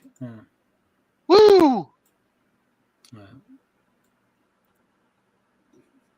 So there it is. Demifoot. Let me put the link in the chat in case you guys want. I already did. You put it? Okay. Yep. All right. It's Michael Ferrero says, "Hail, Wow. gentlemen! Thanks for the repost, Tony. No problem. We'll if you got something else you want to promote or something, I'll definitely throw it up there and let people take a look." He made a nice cyberpunk and swing. Yeah, I seen his art. He's got great fucking art. It's fantastic. Trying to give me chills up my arm. They do chills up the arm. George, you're awfully quiet. What are you doing? I always suspect you're up to something, George, when you haven't said something about. I am. I got a big announcement, but I got to get approval first. Oh, Rosario says Dillard killed it on this one. He did. His art on this is so good that That's I'm why I'm sad when I look saying at the with art good art for fucking, direction. That's all he needs. See, right? Because I'm sad when I look at the Mighty Golden Patriot art and I go, "But this is bad."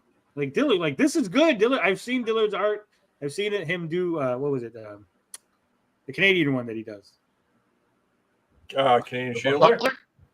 Yeah, the buckler art looks so fantastic, and then this looks good. And I look at Mighty Golden Patriot stuff, and I go, "Oh, that's bad." Demifoot. The saga begins with a broken man. Jake Yeager, former Navy frogman. Wait a minute, you can't say frogman. I'm suing him. Darren, you're getting sued. use it the correct way. Look at this. Yeah. Now a shambling, rickety veteran suffering from ruined joints after a diving accident. A man crippled in the prime of his life and freshly discharged from the service he once loved. Jake now finds himself returning to his home in Cooley City. Cooley City? That's pretty sure is that a slur? Is Cooley a slur still? It's like a 70s thing, right? It used to be. I don't remember for what though. I know there's like that movie Cooley High, which is like a reference to like black people. I don't know. But as Jake Yeager will soon discover, the old adage, you can never go home again, will be truer for him than he ever imagined. A new man monster cometh. Oh shit, it's one of those adult comics. Very soon he will look into the mirror and not recognize the warped horror that glares back at him. Jake Yeager now finds himself walking. Is he supposed to be Yeager or Jagger? Because I see the two J's and I think it's supposed to be the classic double. It has to be Yeager, right? Like a Bruce Banner, Reed Richards type thing, but it's right. Pronounced Yeager, so it's like you got the two J's, but they don't make the same noise, right? What if it's like Dutch and it's like Jager? Yeah, that's what I'm saying. Yeah, Dutch Yeager. Yeah, but you know what I'm saying? Like Jager. You got Bruce Banner, BB, right? Peter Parker, Betty Brant, right? There's like the two letters and they make the same sound. Right, but it's like you got the two letters, so you got half of it, and then but they make different noises, and like that's throwing me off. I know I'm autistically retarded. Jake Yeager now finds himself walking the border between two worlds: the world he knew and an unseen world. ... A world of monsters, madmen, and the ruthless, shadowy organization who ensures such things remain unseen. Help bring Demifoot to life. Written by Darren Yeager. Wagner. Why did I say Yeager? It's too late. Darren Yeager. There we go. Yeah. Written by Darren Wagner. I'm going to say Wagner. I think he's a German. There you go. Like the composer, Darren Wagner. Hyperactives, Captain Steel, and other stories. And featuring art by the incomparable John Dillard. The Buckler, the Mighty Golden Patriot. Probably leave that off your resume in the future. Pencils down. Demifoot, yep, Urban Sasquatch. Shout out, 24-page comic book that begins the odyssey of a new man monster. We invite you to join us and hope you will be back. You will back generously. I love that cover. Damn, dude, that's a bomb ass cover. I believe that's brake fluid coming out of there, right? That green stuff. Yeah, radiator fluid. Radio is it? I don't know. I don't know from cars. Okay, radiator fluid is coming out the car. As someone who doesn't drive, I don't know nothing about cars. I know nothing.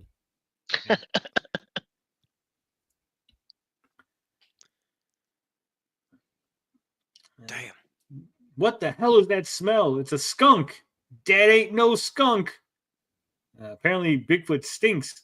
How did you miss him? Like, is he jumping from somewhere? Like, they're just both like. I love how all the cars are old AMC cars. Rubbernecking. Like the Pacer and stuff. Yeah. Mm-hmm. Well, Darren actually said something about that. There was a reason for that. Yeah. Like, I think he did that specifically. They're all AMC. I love it. Which is fantastic. I would never have noticed that. Like, to me, they're just all cars. All the cars look like cars. That's my take on it. You guys are all like, they're all AMC cars. I'm like, what the fuck does that mean? Very confused. Yeah, American Motor Corporation. seeing awesome amphibian. I'm an old adventure, fart. I the still dogs remember looks like those. they're from the 60s. Yeah, my sister had an 80s AMC Jeep. Nice. Yeah. It was a piece of Before shit. Jeep but it got was in cool. with Chrysler and stuff. Yeah. The motor was good, but everything else around it, not so good. Right. But it did have like 600,000 kilometers, so not too bad. I don't know. I think this guy wants to fuck this other guy, right? Oh yeah, 100%. Because that's the pose you make, like slightly lean, arm open. He's inviting him in. He's like, house coat. Yeah. Jaeger, I presume. Tell from the haircut. Let's go to the Blue Oyster Cult. No, I think Jaeger is this guy. I think he's Bigfoot. No. No. What do you think is this guy? That's Jaeger. Yeah. Look, the haircut. I don't know. I think he's trying to throw you off. We'll see. What if Jaeger's just the friends we make along the way? Maybe. That looks badass. It ripped the whole fucking motor out. Oh, hell yeah. It's got a carburetor. Yeah, that is awesome. Is this like set in the 70s or something? I don't know. It's an alternate it's like an alternate universe or whatever, because where AMC still exists and things like that. So it's like an alternate timeline, I think he said. You get a lunchbox. Does it have a thermos? That's the key, right? If the lunchbox does not have a thermos, I don't want it. You don't like lunchboxes. But it doesn't say, like, it doesn't, like it's got to have a thermos. Like when I was a little kid, like that's the whole point of getting a lunchbox. It's got the lunchbox, and you open it up, and there's a thermos of the same thing inside, right? We'll have to get Darren on again and just ask him. And Demifoot cameo tier, $500. Ooh. I don't know. I don't know what is the immortalization tier. I don't know. Plus, we're offering a tier for backers who want their name on the back cover. I don't know if $75 for that. I don't know if I would do that. That's just me. Like if it was like if it was $20, like, hey, for 20 extra bucks, I'll throw your name on the back of the cover. I think that's good. But like 75 is kind of a lot just to put your name on a comic, right? Yeah, but the thing is I don't know if he wants that many people to have their name on the comic. So you kind of want to make it exclusive, and that might entice some more people. I don't know. There might be a reason. Good point. Well, that's why if you only want so many people, then you go, hey, $20, and it's like limited out of 10 people, right? I guess.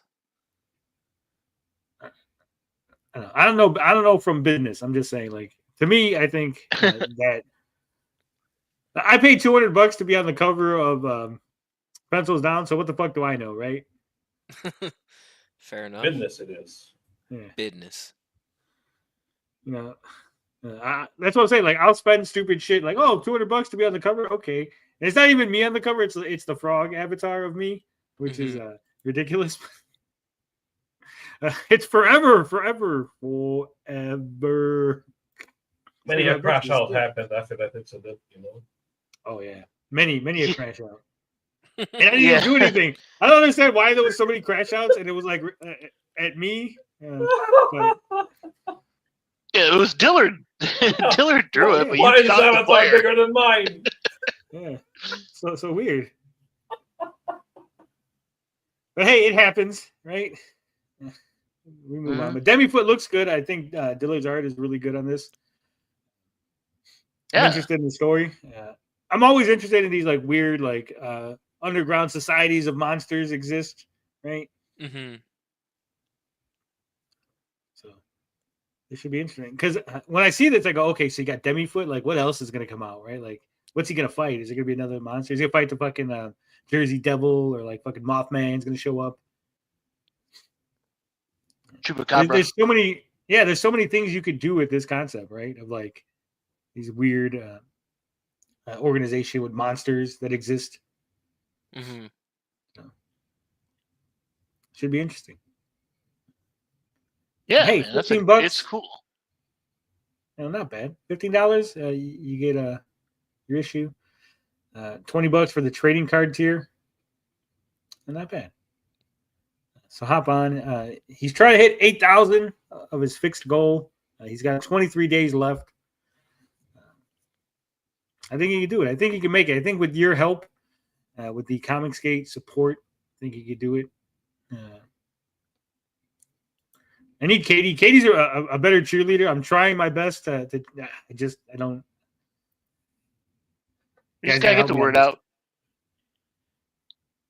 Make it happen. You know, keep I reaching. think it's easier when a tweets. woman goes, when Katie like bats her eyes and goes, "Hey guys, back this comic." And oh shit! And when I do it, it's it falls You a need little. the Simps. What are you sharing, George? The big announcement. I finally got approval. Oh, okay. Wow. Big announcement. There it is. Nice. Why do I? I'm so I walk proud. right into this. I just let it. Did you learn? Did you learn from my colorful comment? You'd think I would have. All right, there's another CBR article. Gonna get us all riled up and mad, upset. Oh shit! Here we go. 10 quirky Marvel teams that deserve their own TV shows. Oh Lord! Just from the cover already, looking stupid. I don't know. Obviously, this is Luke Cage. They're obviously going to say Heroes for Hires, and this is the original Guardians of the Galaxy. Yep. Star-Lord. Yeah. Well, Stallone was he was a Ravager, wasn't he? Yeah, they changed the names from because the original Guardians of the Galaxy team, they've acknowledged them, but they're the Ravagers, the bigger organization that Yondu had came from. Oh, okay, I see. I haven't been paying attention to Marvel in a little while now. Heroes for Hire could get a movie or TV show. MCU fans are already familiar with Power Man and Iron Fist. I think this is a good idea. Now, a show, Heroes for Hire, could you imagine you got Luke Cage and Danny Rand? Danny Rand financing the company, like with a building and stuff. They get jobs, and then each week they're hiring like some obscure. Well, I'm saying like they're hiring another obscure hero to help them. Like, oh shit, we got to take on Sandman. Well, who can we get to help us? Right? And they're looking through like dossiers. Like, here you go, hire this guy. Right? Fucking. Because you could have different characters coming in and out of this show. Yes, you're thinking way too small. I mean, these two guys here. It would be great if they actually did like Yakuza gangs and all that stuff. Just literally pull headlines for Chicago shootings and stuff like that. Just stick these guys into that setting. In New York, Law and Order. Stick these guys into that setting. What does that have to do with Heroes for Hire, George? That would be Heroes for Hire, but you put them in real settings. They already did that in Netflix, though. Yeah, they're already in real set. Like George, like, hey guys, you want to hear? You have two choices. You have two choices, guys. You can see. You're thinking. Hold on. Let me finish. Fine. You can have Luke Cage and Iron Fist fighting a bunch of nobody thugs. Week in and week out. Hey, look, this week they're in Chicago beating up some gangbangers. Next week they're in LA beating up some gangbangers. Hey, next week they're in Colorado beating up some bikers. Or you can have Luke Cage and Iron Fist hiring a bunch of heroes. Hiring a bunch of heroes. Yeah, but see that's obscure villains. That wouldn't work. Why? Because the production value would be too much. George, but if they go fighting, George, if they go fighting, I'm not an those executive. gangs. I can't make these decisions. We're not sitting there. I'm not pitching this to Marvel. I'm pitching this to a bunch of people. If they go fighting those individual gangs in different cities, you end up finding out that those gangs work for Wilson Fisk. Come on, man. You're thinking too small. You're thinking too small. You're like, hey, what would Even be Wilson affordable Fisk that they could small. actually like do? Daredevil's already fighting him. Well, I'm saying, George is like, what would be an affordable show that they could actually do? We're not sitting at a pitch meeting in front of fucking Bob Iger and fucking that other. I'm a realist, Tony. I got superheroes fighting bad guys, like the Yakuza. You're thinking, oh, fight Sandman. That's not realistic, man. That's comic book. Yeah, I don't want to be realistic. This is a comic book show. I'm like, hey, what would be really cool to see? We're running out, George. Keep up. I just want to see like what would be and you know what, you could make this. I would prefer it. I've said this before. I think that if Marvel would do the DC route with really good animated shows, right, top quality animation, and say, hey, these shows are canon. We can't afford to spend millions of dollars on TV shows, but instead we can give you top quality adult animation, right? And when I say adult, I don't mean like they triple did X that animation. with a Marvel cartoon, and they already canonized them in Which the ones, George? All of them. No. X-Men 97? Yeah, they did X-Men. They did everything. X-Men 97 cross-pollinated across all the other Marvel timelines and shit. No, it didn't, George. People speculated because of the Beast being at the end of the Marvels movie that was from the X-Men 97 reality, but there's no actual confirmation that that's the truth. What's probably going to happen is that's just as hold valid on. Why do you keep getting out? As polar bears. What they're going to do is they're going to say that this reality that she's in is an X-Men reality, but not necessarily the same exact reality from the cartoon. It's probably going to be the X-Men reality from the Deadpool movies. That's the X-Men reality that fucking the Marvels is going to be in. Why would they add? They're not going to add another X-Men reality. The Deadpool reality is all the realities. Deadpool just did the whole multi-universe thing. No, no, George, you're wrong. You're wrong. Deadpool reality is Deadpool's reality. He visited other realities, but Deadpool's reality is not all the realities. The moment Deadpool visited those other realities, it became Deadpool reality. No, George. It's still the MCU multiverse. And we're not talking about multiverses. We're talking about the particular universe that she's in. That is not the X-Men 97 particular universe. Whether or not the X-Men 97 universe is technically part of the multiverse is not the question. The question is whether or not that particular universe has been used in the movies. And no, it has not. You keep changing the goalposts on me, Tony. No, I can't. Oh, God. Moving the goalpost, bud. I'm moving the goalpost. Either way, I think a Heroes for Hire show where they actually hire a bunch of obscure heroes to help them fight a bunch of villains that they can't handle, right? Obscure villains. Yeah, that would be better because again, you're going to focus on these two guys. Oh my God, George! And they find out. Why do people just want to interrupt, George? This is not that show. Well, see, the Heroes for Hire thing is they find out at the end of the episode 10 that it was Wilson Fisk hiring them to take out his competition. No one cares about Wilson Fisk. Stop with the Wilson Fisk. Stop with the Kingpin shit, George. Okay, it was Hammerhead going after Wilson Fisk's empire. Yeah. You're thinking too small. I just want a show that focuses on these two guys, and then you bring in guest stars to show up as other heroes and villains that they're fighting. That's it. I think that would work. Yeah. Alpha Flight. George, here you go, George. This is yours. Here we go. Representation. Let's go. All I have to say is I'm sorry. Oh, Canada. Are these characters popular enough to even like carry a show? Is there any like? I'm not trying to be funny. I'm just being serious. Like other than Wolverine, like there's no one at Alpha Flight that anyone cares about, right? Wolverine is the only thing that made them take off. Every Canadian superhero has the American, the Canadian flag on it. Just a variation of it. Captain Canuck, the Vindicator or a Guardian. The Canadian Shield, and so many others. So you Canadians, no, I'm serious though. No, he's right though. I think the only reason they pitched this, and here's my thinking: Northstar is gay, so I think that CBR is pitching this because Northstar is gay, and they're like, well, they could have a show with a gay guy. They ungayed the guy. They ungayed him. They ungayed him, and he married a moose. They de-gayified him. They hit him with the ungayifier. They ungayified him and made him marry a moose. I think that's I illegal. don't know if you're joking or not, George. And I'm really Well, the moose curious to find out. was princess stuck in moose form because Canadian totem poles. A moose and The squirrel. Ravengers were in the Guardians of the Galaxy movie. This would be good to have a Ravengers movie or TV show, but as George pointed out, that would be too expensive to have. You got Sylvester Stallone, Miley Cyrus, the guy that played Lex Luthor in Smallville. There's a lot of big actors that they had portray the other Ravagers that I think would be too much. Plus the CGI for Kruger. It would have to be a movie. Oh yeah. Or animation.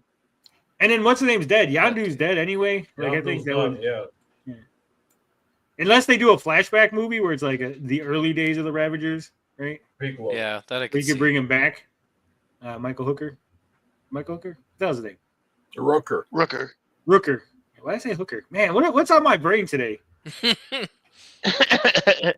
Plans later, Tony? Yeah. The West Coast Avengers could show the MCU's other coast. Tigra, bring her. God damn it. I think they're actually planning this. I think, in my opinion, when the Avengers movie, Doomsday and all that ends, I think with the new Avengers and because you got the Avengers that are the Thunderbolts, and then you're going to have the Avengers that are Captain America's Avengers. I think eventually one team is going to become the West Coast Avengers. I saw Dan Lawless as Tigra, and I said, God damn, I wish that was a thing. Well, I mean, she used to be Hellcat, and then she became Tigra. And they did have Hellcat in Patsy Walker was in that one show. What the hell's her name? Come on, the Netflix show. Jessica Jones. She was in Jessica Jones. Jessica Jones, yeah. Oh, okay. Yeah, Jessica Jones. Yeah. Jessica Jones. Because so I don't think that Tigra exists because from my understanding from Tigra was Greer Nelson or something like that, and she had the costume, the Hellcat costume, but then she became Tigra, and then Patsy Walker takes the Hellcat costume. But if Patsy Walker is becoming Hellcat without Greer Nelson being previously Hellcat, then that means she doesn't exist in the MCU. Basically, but also, they would have to introduce the shortcut. idea of that whole that reality, that universe that has nothing but those cat people that turned her into the cat hybrid. Oh, I think that's a lot to introduce for fucking one character. Hey, by the way, there's another dimension filled with cat people, and they made her a cat person hybrid, right? That could be a multiverse thing. Man, I like to go Plus, there. Sell some it'd be catnip, weird. make some money. I mean, I think it'd be really weird. You'd have this half naked cat lady running around. We already did that in the Cats movie with, people are gonna feel a certain way. The cheetah. Memories.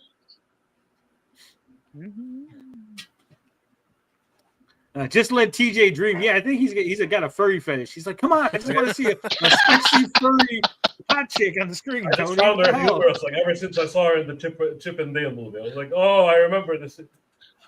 I remember her from the, Tebow Avengers show they made. Philbo says, I was thinking of TJ Hooker. Yeah, that's what it was. When I was thinking of Michael Rooker, I was thinking TJ Hooker. Sure. If they didn't have the If you rights think to about all the Shatner, Avengers it's members, okay. and then they made the Avengers TV show where it's like West Coast Avengers, the futuristic. It's the weirdest shit. Oh, that was ForceWorks, the cartoon they did. Yeah. But that was after the comic. There was a comic called ForceWorks where Iron Man basically is like, "Oh, you don't want me to be Avenger? I'll make my own Avengers with blackjacks and hookers." And he called it ForceWorks. How you like that? And then eventually it ended. It ended with a cliffhanger. They introduced a character called Sentry that was like, "There's going to be a big invasion from the future or some shit," and then he just disappeared. And they never talked about it again. Adds up. They did the same thing with when they did the Infinity Stones. After that whole saga ended, they created the Infinity Watch, which was basically Adam Warlock and his buddies all got a stone, and then Thanos got the Reality Stone. But then some guy from the future called Maxim shows up. He's like, "You're evil, and you're gonna cause destruction." But then they stop him, and they fuck up his brain. and they're like, oh, like something's supposed to happen in the future, and then like they just end the comic, and like you never find out. I think it's just like one of those plot holes that just never goes anywhere. Swept this under the rug. Yeah. The Secret Avengers are a Black Ops superheroes. I think this would be dumb because they already kind of did that with the Thunderbolts, right? Yeah, it's called the Thunderbolts at this point. Yeah. So the Secret Avengers show would be stupid. Plus, the Secret Avengers in the comic wasn't that Nick Fury's like Avengers that he was like having do stuff. I think they're the ones that were in Secret Wars, the like Latvian Secret Wars. Exiles, yes, this needs to happen. This right here, TV show, but again, I think animated, like the way they did the What If, the Exiles. Well, basically, they did the Exiles in the fucking What If show, where they took like one person from each reality and they teamed up at the end. Yeah, kind of. I mean, that's essentially what it is. They're all from different realities, and they go from reality to reality, like quantum leaping and like fixing stuff. Hey, look, it's Naomi. Look, it's Naomi. Oh shit! Yeah. Oh damn. Who's suing who? Yeah. Lawfare, bro. Realistically, this character has purple portals that she goes through. It's very similar to the character. This is Morph from that reality. Morph's face inspired Frogman. Like the way it keeps changing model. And Power Princess from the Squadron Supreme. I believe that's Thunderbird from the Age of Apocalypse. I mean, you would have to explain. It would be hard to do an Exiles show because, again, like Exiles works because there's so much history of the Marvel Universe, right? Like, how would that work in the MCU? Like, hey, we'd have to like spend like a whole episode explaining this other reality where things are different, just to like, and that's the Thunderbird from that reality. See you next week as we explain what the 2099 universe is, right? Yeah, that would probably be your whole first season, is just building up all these different realities, and then the second season would be like a convergence. It's the only way they could do it. They'd have to use the TVA too, as Yeah. Oh yeah. Point. A-Force is a female powerhouse team. Who wants to see that? Who wants to see an all-female? They did team? that in Endgame. Come on. We've seen it already. It works in it, but it works in the comics because they're all hot and sexy. You're like, yeah, look at all these hot, sexy women on my page. And then you in the MCU, you're like, oh, look at all these mid ladies. I don't want to see this. There's all these cranky millennial ladies. Yeah, sure. Yeah. Girl bosses. Woke. Yeah. Oh my god, that would kill the fucking the anti-SJW, the anti-woke crowd would just like they'd all die. Like they just jizz themselves to death. Yeah. No, you know how excited they'd be? If right now, MCU would pass out. Yeah. They'd be cashing checks. Yeah, Nerdrotic and Quartering, all of them would be like, oh my god, they just like pump themselves to death. Like, you mean there's gonna be a whole season of this? Ah, like fucking He'd stroke out. Yeah. Yeah, they'd be the only ones who'd watch it. Yeah. The New Warriors is a younger super team. I was disappointed that you didn't have the New Warriors. You had a Civil War, but you didn't have the New Warriors. It was right there. Yeah. Especially because you had like there are classic characters that people want to see, like Nova, right, in the New Warriors. You would have had what's his name, the black guy that's basically Batman. What's his name? Oh, Night Thrasher. Yeah, it's right there. You had Night Thrasher. The original team is badass because you got Night Thrasher, you got Speedball. Like I said, Nova, right? They're all younger superheroes. But again, I think you would have to like all these characters were introduced basically in other comics first. And so it's like, hey, let's have a team of like all unknown characters. Like, oh, now we got to spend at least 5 episodes building up these 5 individual characters so you know who they are, right? So you care about them. Let's not do penance, okay? Let's not do that, please. If we're bringing up Speedball. Yeah, we want happy Speedball. Speedball has a different meaning nowadays. Yeah. Let's do a whole Speedball together. There you go. John Belushi kind of took that term over. Yeah. But Darkhawk, I want to see a Darkhawk show. He's awesome. Teenager who gets a magical gem that gives him magical armor, but wait a minute, like it was supposed to be evil. Yeah. The ultimate solve the universe's biggest. What? This is retarded. Come on. An ultimate show. So you're going to make an ultimate version of the MCU? Yeah. Exactly. I think. Well, if I'm looking at this picture, you got black guy, black lady, black guy, Hispanic, female.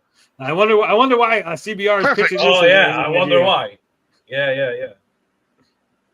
A spectrum, because you're on the spectrum if you watch this show. Right? Now here, this is one that everyone's wanted. Midnight Suns. Oh yeah. Yeah. It was the original team. No one wants that team.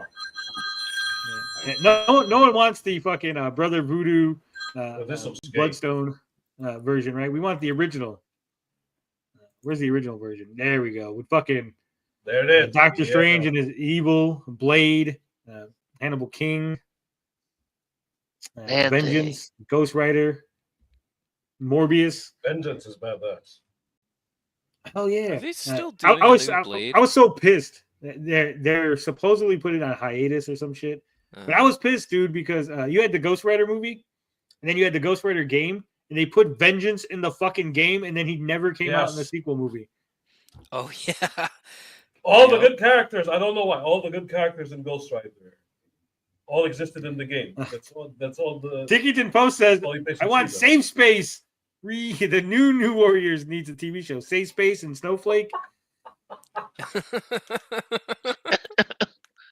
Notice the Happening wants some Name Marita action. Oh shit. Yeah. And you can print money. It says you do it like Doctor Who classic. You do it in multi-part serials. I mean, that could work, but does anyone have the attention span for that shit anymore? I do. CBR. I probably do too. No, yous are old. When I say anyone now, I mean yeah. I'm not even 30 yet. You're all a bunch of old men. Get off my lawn. Yeah. All right. Let me see.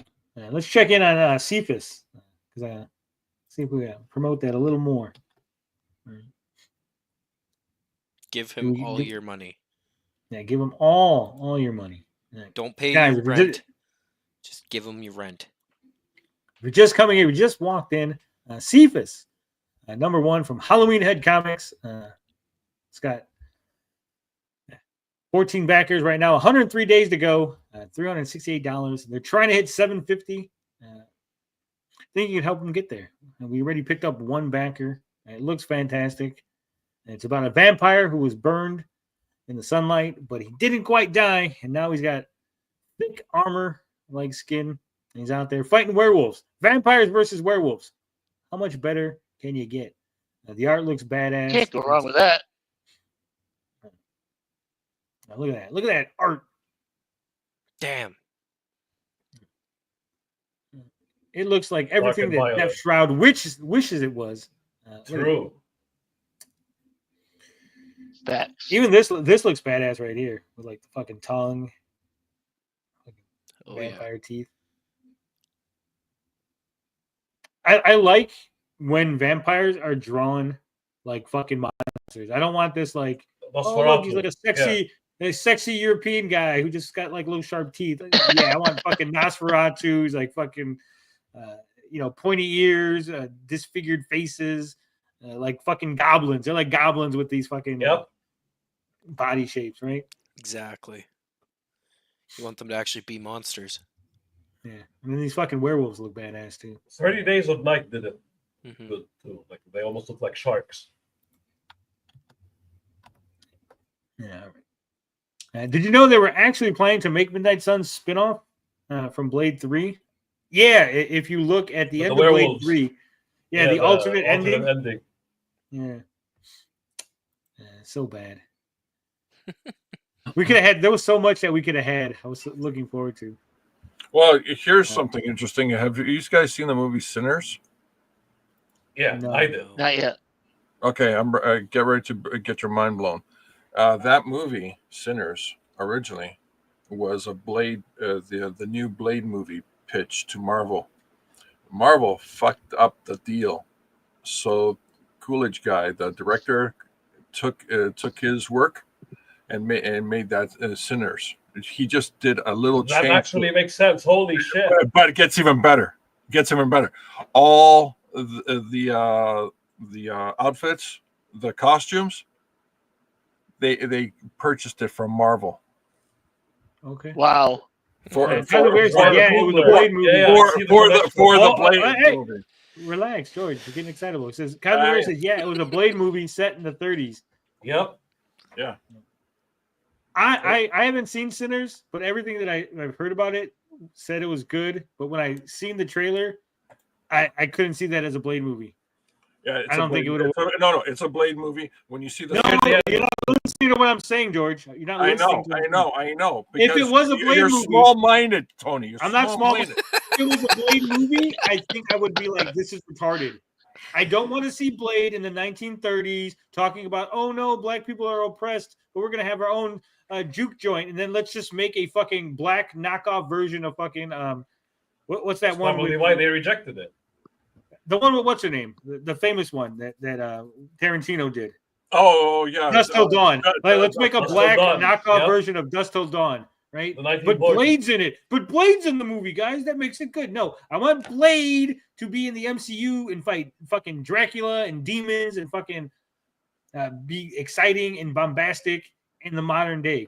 But I don't want a 30s Blade. The original pitch to the movie was that Blade in the opening battle gets transported back to the 30s, where he has to take care of the shit, and then gets back. Yeah, that's retarded. Hey, here's a Blade movie where Blade gets transported back in time. Rejected. No, but you didn't hear that. Rejected. You said Blade and time travel, and I said rejected. Now go, leave. You're done. So You're he done, did. Sir. He did, and he made Good. that great movie. He made a great movie, and it's great because it doesn't have Blade or the Marvel Universe connected to it. If it was connected to the MCU, it would. Then why don't you see it? Because it looks like a shitty movie anyway. Why are you so small-minded? I don't care about oppressed. Oh, look, we got our own juke joint. It's Dusk Till Dawn, but black people. It's not even close. It's two brothers from Chicago. That movie is more was it that Irish dancing than it is a Blade movie. Oh yeah, they have. Imagine if me and Finbar did the fusion dance. You guess that? An Irish vampire. The villain. Yeah. But also the Native Americans are vampire hunters. Isn't that quirky and cool? No, it's not at all. But back this is quirky and cool. Cephas, number one. Go back it today, guys. On Fun My Comic. Every purchase makes George very sad that this isn't a Blade movie. That's right. Every purchase makes me sad. That. Because George wants all the money for himself. He's a fucking greedy Canadian. You know those Canadians. You know, money is the root of all evil, and every time all these drama in Comicsgate is because of money. So if you give me all the money, I'll save you guys the trouble, the drama. Well, here's money drama. Comic publishers assemble against Diamond Comics Distributors Inc. Comic publishers assembled. It says. The debtors in Diamond Chapter 11 bankruptcy case had been planning to sell off consigned inventory for hundreds of comic book publishers as it was their own to benefit the bankers in this bankruptcy. Okay, let me stop right there. I don't know who wrote this article. Rich Johnson wrote this article. Diamond does not decide to sell off anything. How bankruptcy works is they go, you declare bankruptcy, and then you go, every asset you own is now going to be inventory and sold. You can't go, well, actually, see this warehouse full of stuff that's on consignment? That's not ours. And they go, no, that doesn't matter. Consignment during a bankruptcy is declared by law as a debt. So they owe whatever company. So Marvel, let's say, they got Marvel Comics in there, right? They owe Marvel $10,000. So then they put them in the list of debtors at $10,000 for that. And then they sell off the assets that they have as assets. So it's not, Diamond is not deciding to sell the comic books and screwing over the publishers. That's just how it works. That's just how bankruptcy works when it comes to consignment issues. Okay. Any All right. objections to that? Because I feel like George wants to say that I'm wrong. Because whenever I say something, he always goes, "You're wrong, Tony." No, you're correct. Whoa! Yeah. Write this down. Over? You didn't see that coming, did you? I did not. No. 10:15 Eastern Standard Time. George agrees with Tony. Wow. Yesterday saw a number of coalitions formed by a number of prominent comic book publishers to register opposition to Diamond in this matter.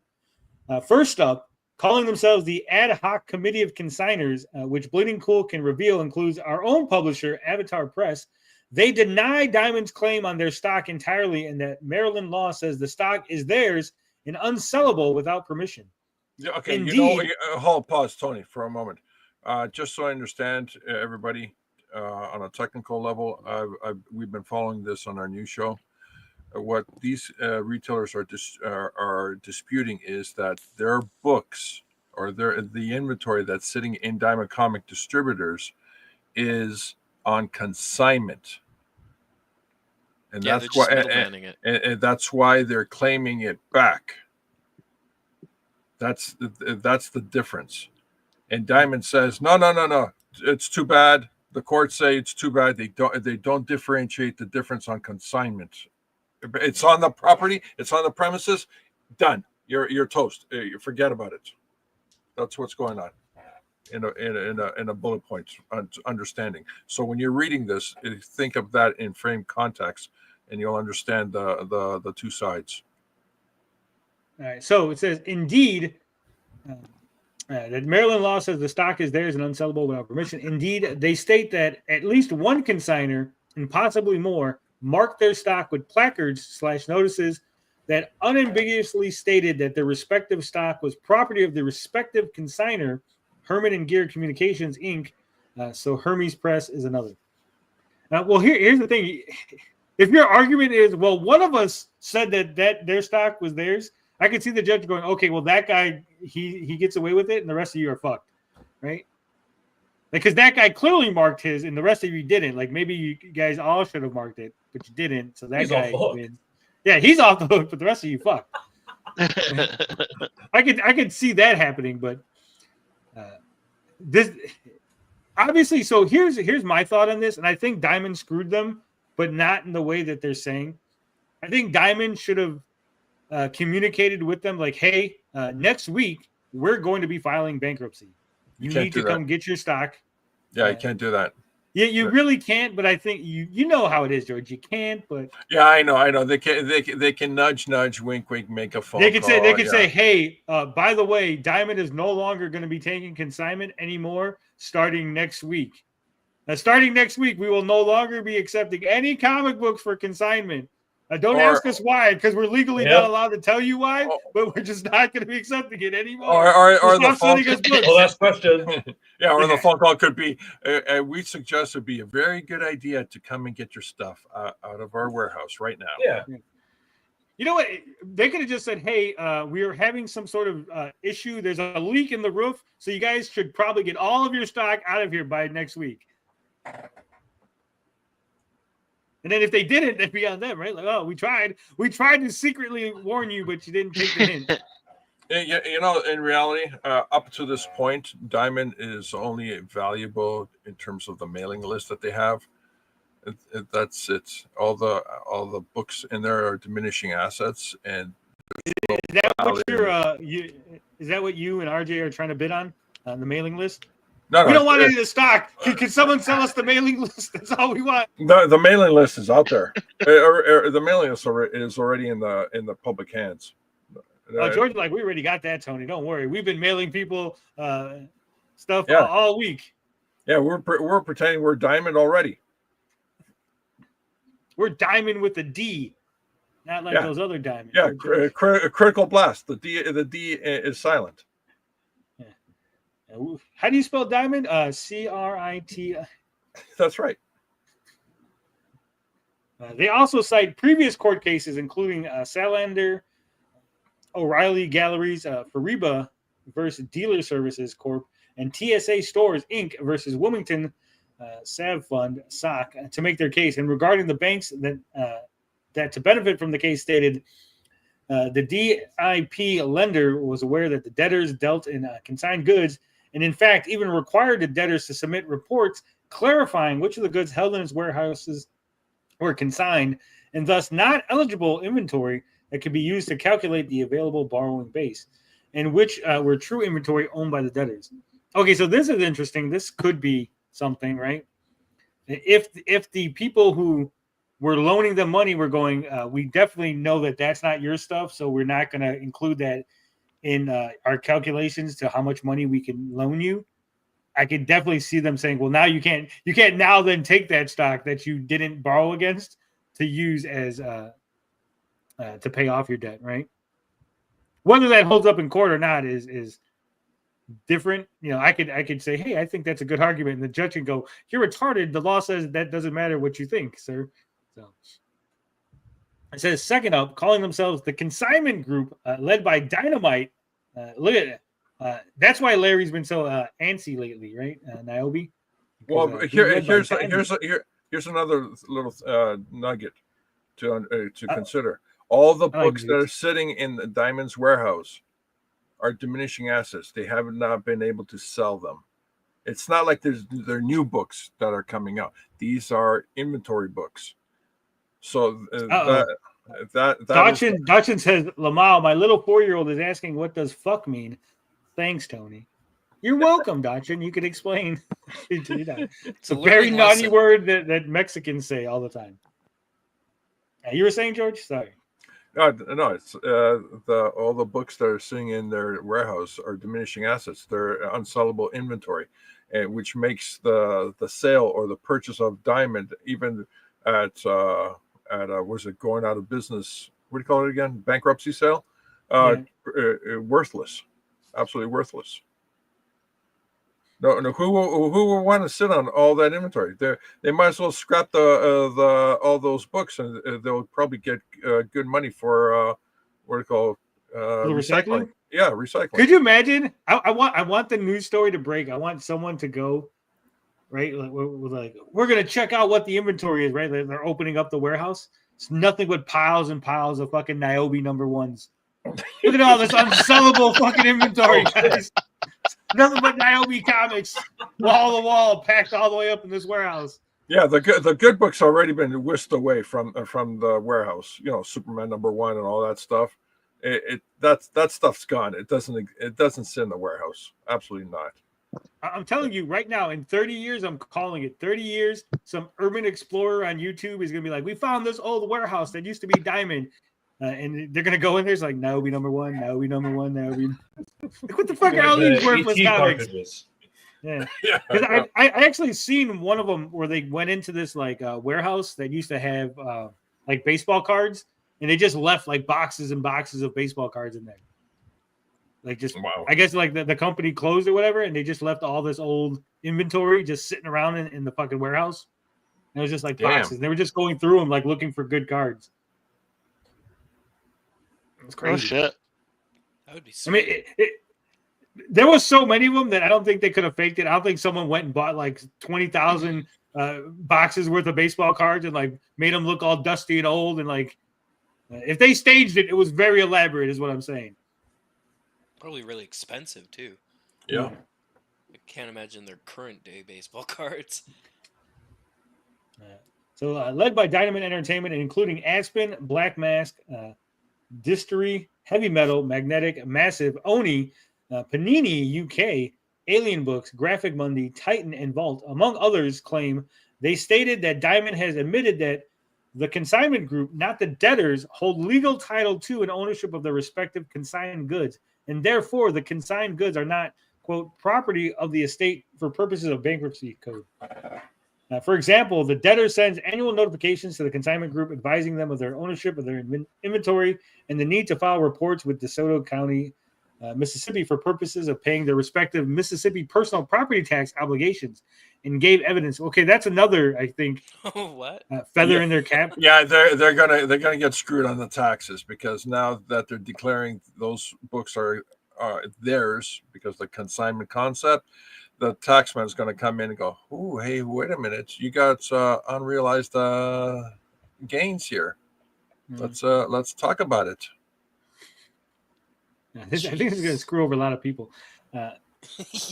Why do they even want the? I understand that. Okay, so let's say for sake of argument, right? Dynamite gets all their books back. Now what? What are they going to do with it? They won't be able to. They won't be able to sell them. Fire I'm saying, like, obviously they couldn't sell them. That's why they're sitting in the fucking exactly warehouse for Diamond, right? So like, does Dynamite have a warehouse to put all that inventory? Yeah. How much is it?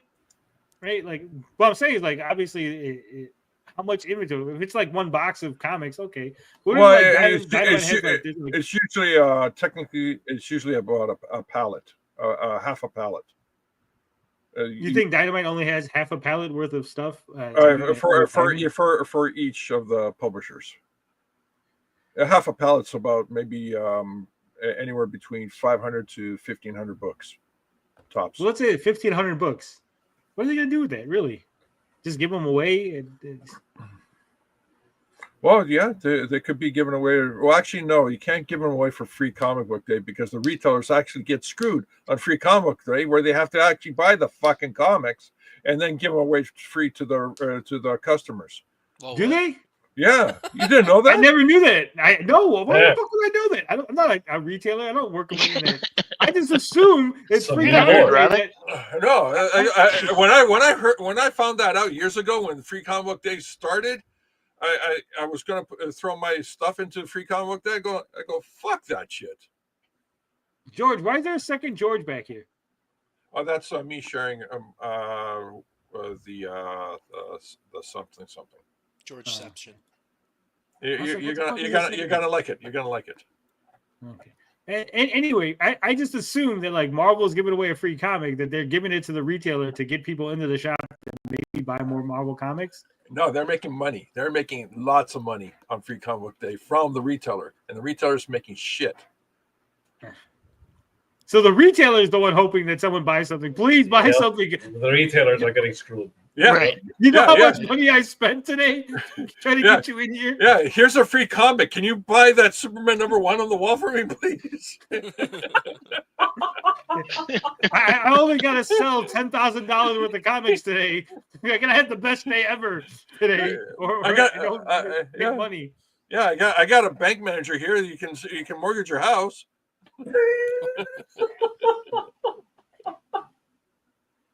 This is why you need a $5 sale.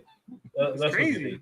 Yeah, $5 sale. $5. Like realistic. Like seriously, I would just be like, here's the comic. Like, I want more people to read this. Here's a free 10-page comic. Give it out to the customers. Hopefully, they like it and they want to buy more fucking Tony comics, right? Like, maybe like, here, retailer, give me money for this comic nobody wants anyway. They're paying for the comic. They're paying for the shipping to the store. Yeah, it's fucked up. Yeah. It says a key point of contention was Diamond's claim regarding the lack of UCC-1 financing statements filed, but the consignment group state that this may not apply, as their arrangements with Diamond constituted, quote, true consignments under state law, not subject to UCC requirements. Additionally, the consignment group opposed the sale of any goods consigned after the bankruptcy filing, arguing that such sales would violate their agreements and that they are entitled to payments as administrative expensive claims under the bankruptcy code. They also cited legal precedents, including cases like Whitehall Jewelers Holding and Interiors of Yesterday, which emphasize that ownership disputes over consigned goods must be resolved through formal adversarial proceedings. They also asked that the court hearings set for next Thursday be rescheduled to date after San Diego Comic-Con concludes. Hey guys, could you move the court? I want to go on vacation at the San Diego Comic-Con. It's kind of a busy time for comic book people. Could you do that? Do that favor? That's a funny way of thinking. The more serious way of thinking it is that they're going to try to make sales at the con to help prop up the bankruptcy. No, but they're the ones asking. The consignment people, the ones that don't have the comics. It's not like, hey, could we get the comics to sell them at San Diego Comic-Con? I would want it before. Oh shit! There. Yeah, they're fucked. God, That's that's the like stupidest thing I've these heard. guys. Like if I'm trying to get my comics back, I'd be like, could you do it before Comic-Con so I can maybe get my comics for Comic-Con, right? Yeah. No, I misunderstood. Right. Holy smokes, that's stupid. Yep. Says the Game Manufacturers Association, in conjunction with certain of its members, including Skyscraper Studios and Liminal Esports, have also joined forces to make a similar objection to the liquidation of their stock. Other publishers that expressed objection, including William M. Gaines Agent Inc., whose lawyer stated in March 2011, Gemstone Publishing Inc. and Diamond Comic Distributors entered into a settlement agreement with Gaines Agent that transferred all right, title, and interest in certain inventory. Therefore, the debtors may not dispose of or sell the inventory subject to the 2011 settlement agreement, and listing that many gemstone items in Diamond's inventory. Man, how many fucking different groups are getting together to try to fucking stop this? What I'm hearing is Diamond was a lot more fragile than we're led on to believe. Yeah, it looks like it. We got 3 more groups here. We got humanoids objected separately to the consignment group, but also but use similar language and cause studies in their objections. While NBM also filed separately, saying our inventory was sent to debtors on a consignment basis per the terms of our supply agreement and is our property, not debtors. Isn't humanoids from France? I think they might be from France. Cryptozoic also filed, citing an agreement from 2015 that read, all products are to be held by buyer on consignment and remain the property of seller until sold by seller through buyer. Sellers shall retain the products while they are stored in buyer's distribution center, which title will pass to customer in accordance with buyer's terms of sale. Well, actually, that concept there will only work if the publisher of those books was paying Diamond for the space that Diamond was holding those books, like a rental fee. Yeah, if that's the case, then absolutely, their stuff will get segregated and moved into the publisher's hands right away. You want to keep them separate but equal, right? Yeah.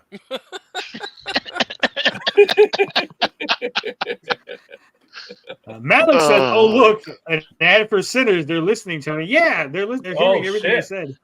They're like, hey, did you know? They're watching us. Man, this whole diamond thing is crazy. The thing that the distributors, not even the comic companies that are collapsing, it's like the distributors collapsing, which is going to cause the companies to collapse. Which is that it? Do you think the mainstream comic industry is over? You know what's not going to collapse? Share my screen. Ladies and gentlemen, Immortal Mask.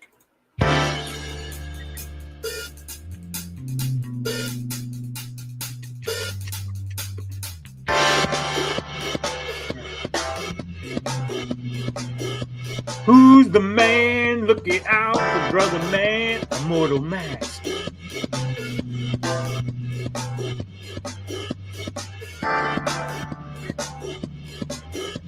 Don't worry. In 5 or 6 more years, Katie will read and review this, George.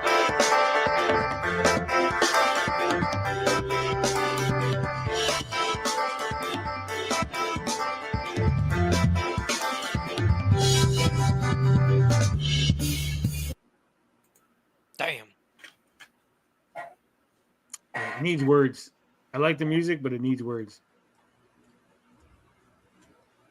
Malik Gurley says, the old empire has to collapse for a new one to rise. Great use of numbers in order to not have to spend the extra money to get a higher tier super chat. I love that. Fantastic. Oh no, wait, 56K warning. It's not a PC game. It's a comic book. Anyway. Man. Wow, man, freaked out. I miss that guy. He's a legend. All right. Anything else that we need to cover tonight? Any other campaigns? Anything? Any topic? Anything you guys want to talk about? I know George always wants to talk about things. Any comic book creator wants to pull up, No. Pulling up to Vito's house. Yeah. This whole thing with Vito's No, house. no. Not here, today. not here. Other show. Not here. Not the place, nor the time. This is not a drama show. This is a fun, promotional, nerding out show. We've had 65 people. We had a pretty good crowd. We had a pretty nice group. We had a nice show. I think we're going to end it here. 3.5 hours. Next week, we'll be back 6 o'clock. So that way we don't keep you up too late, because I know a lot of us got to work on Monday. Unlike George, who works on Canadian time. He doesn't do anything. Canadian time is every time. No one likes that Canadian work ethic. Let me see. Let me check one more thing. Let me check my bookmarks, because I think there might have been. Hey, Tony, do you like doing the dishes, Tony? I love doing the dishes. You like washing dishes? Love washing dishes. So relaxing. So you're into women's sports, are you? Yeah. Beach volleyball is my favorite.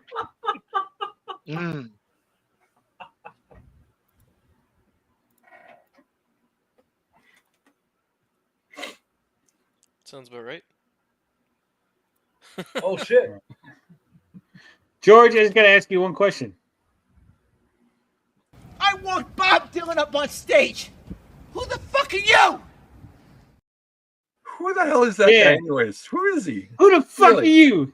That's the trumpet fight guy. If you want to know more about the trumpet fight guy, watch the Justin Wang video on the trumpet fight guy. But until next time, guys, we'll be back.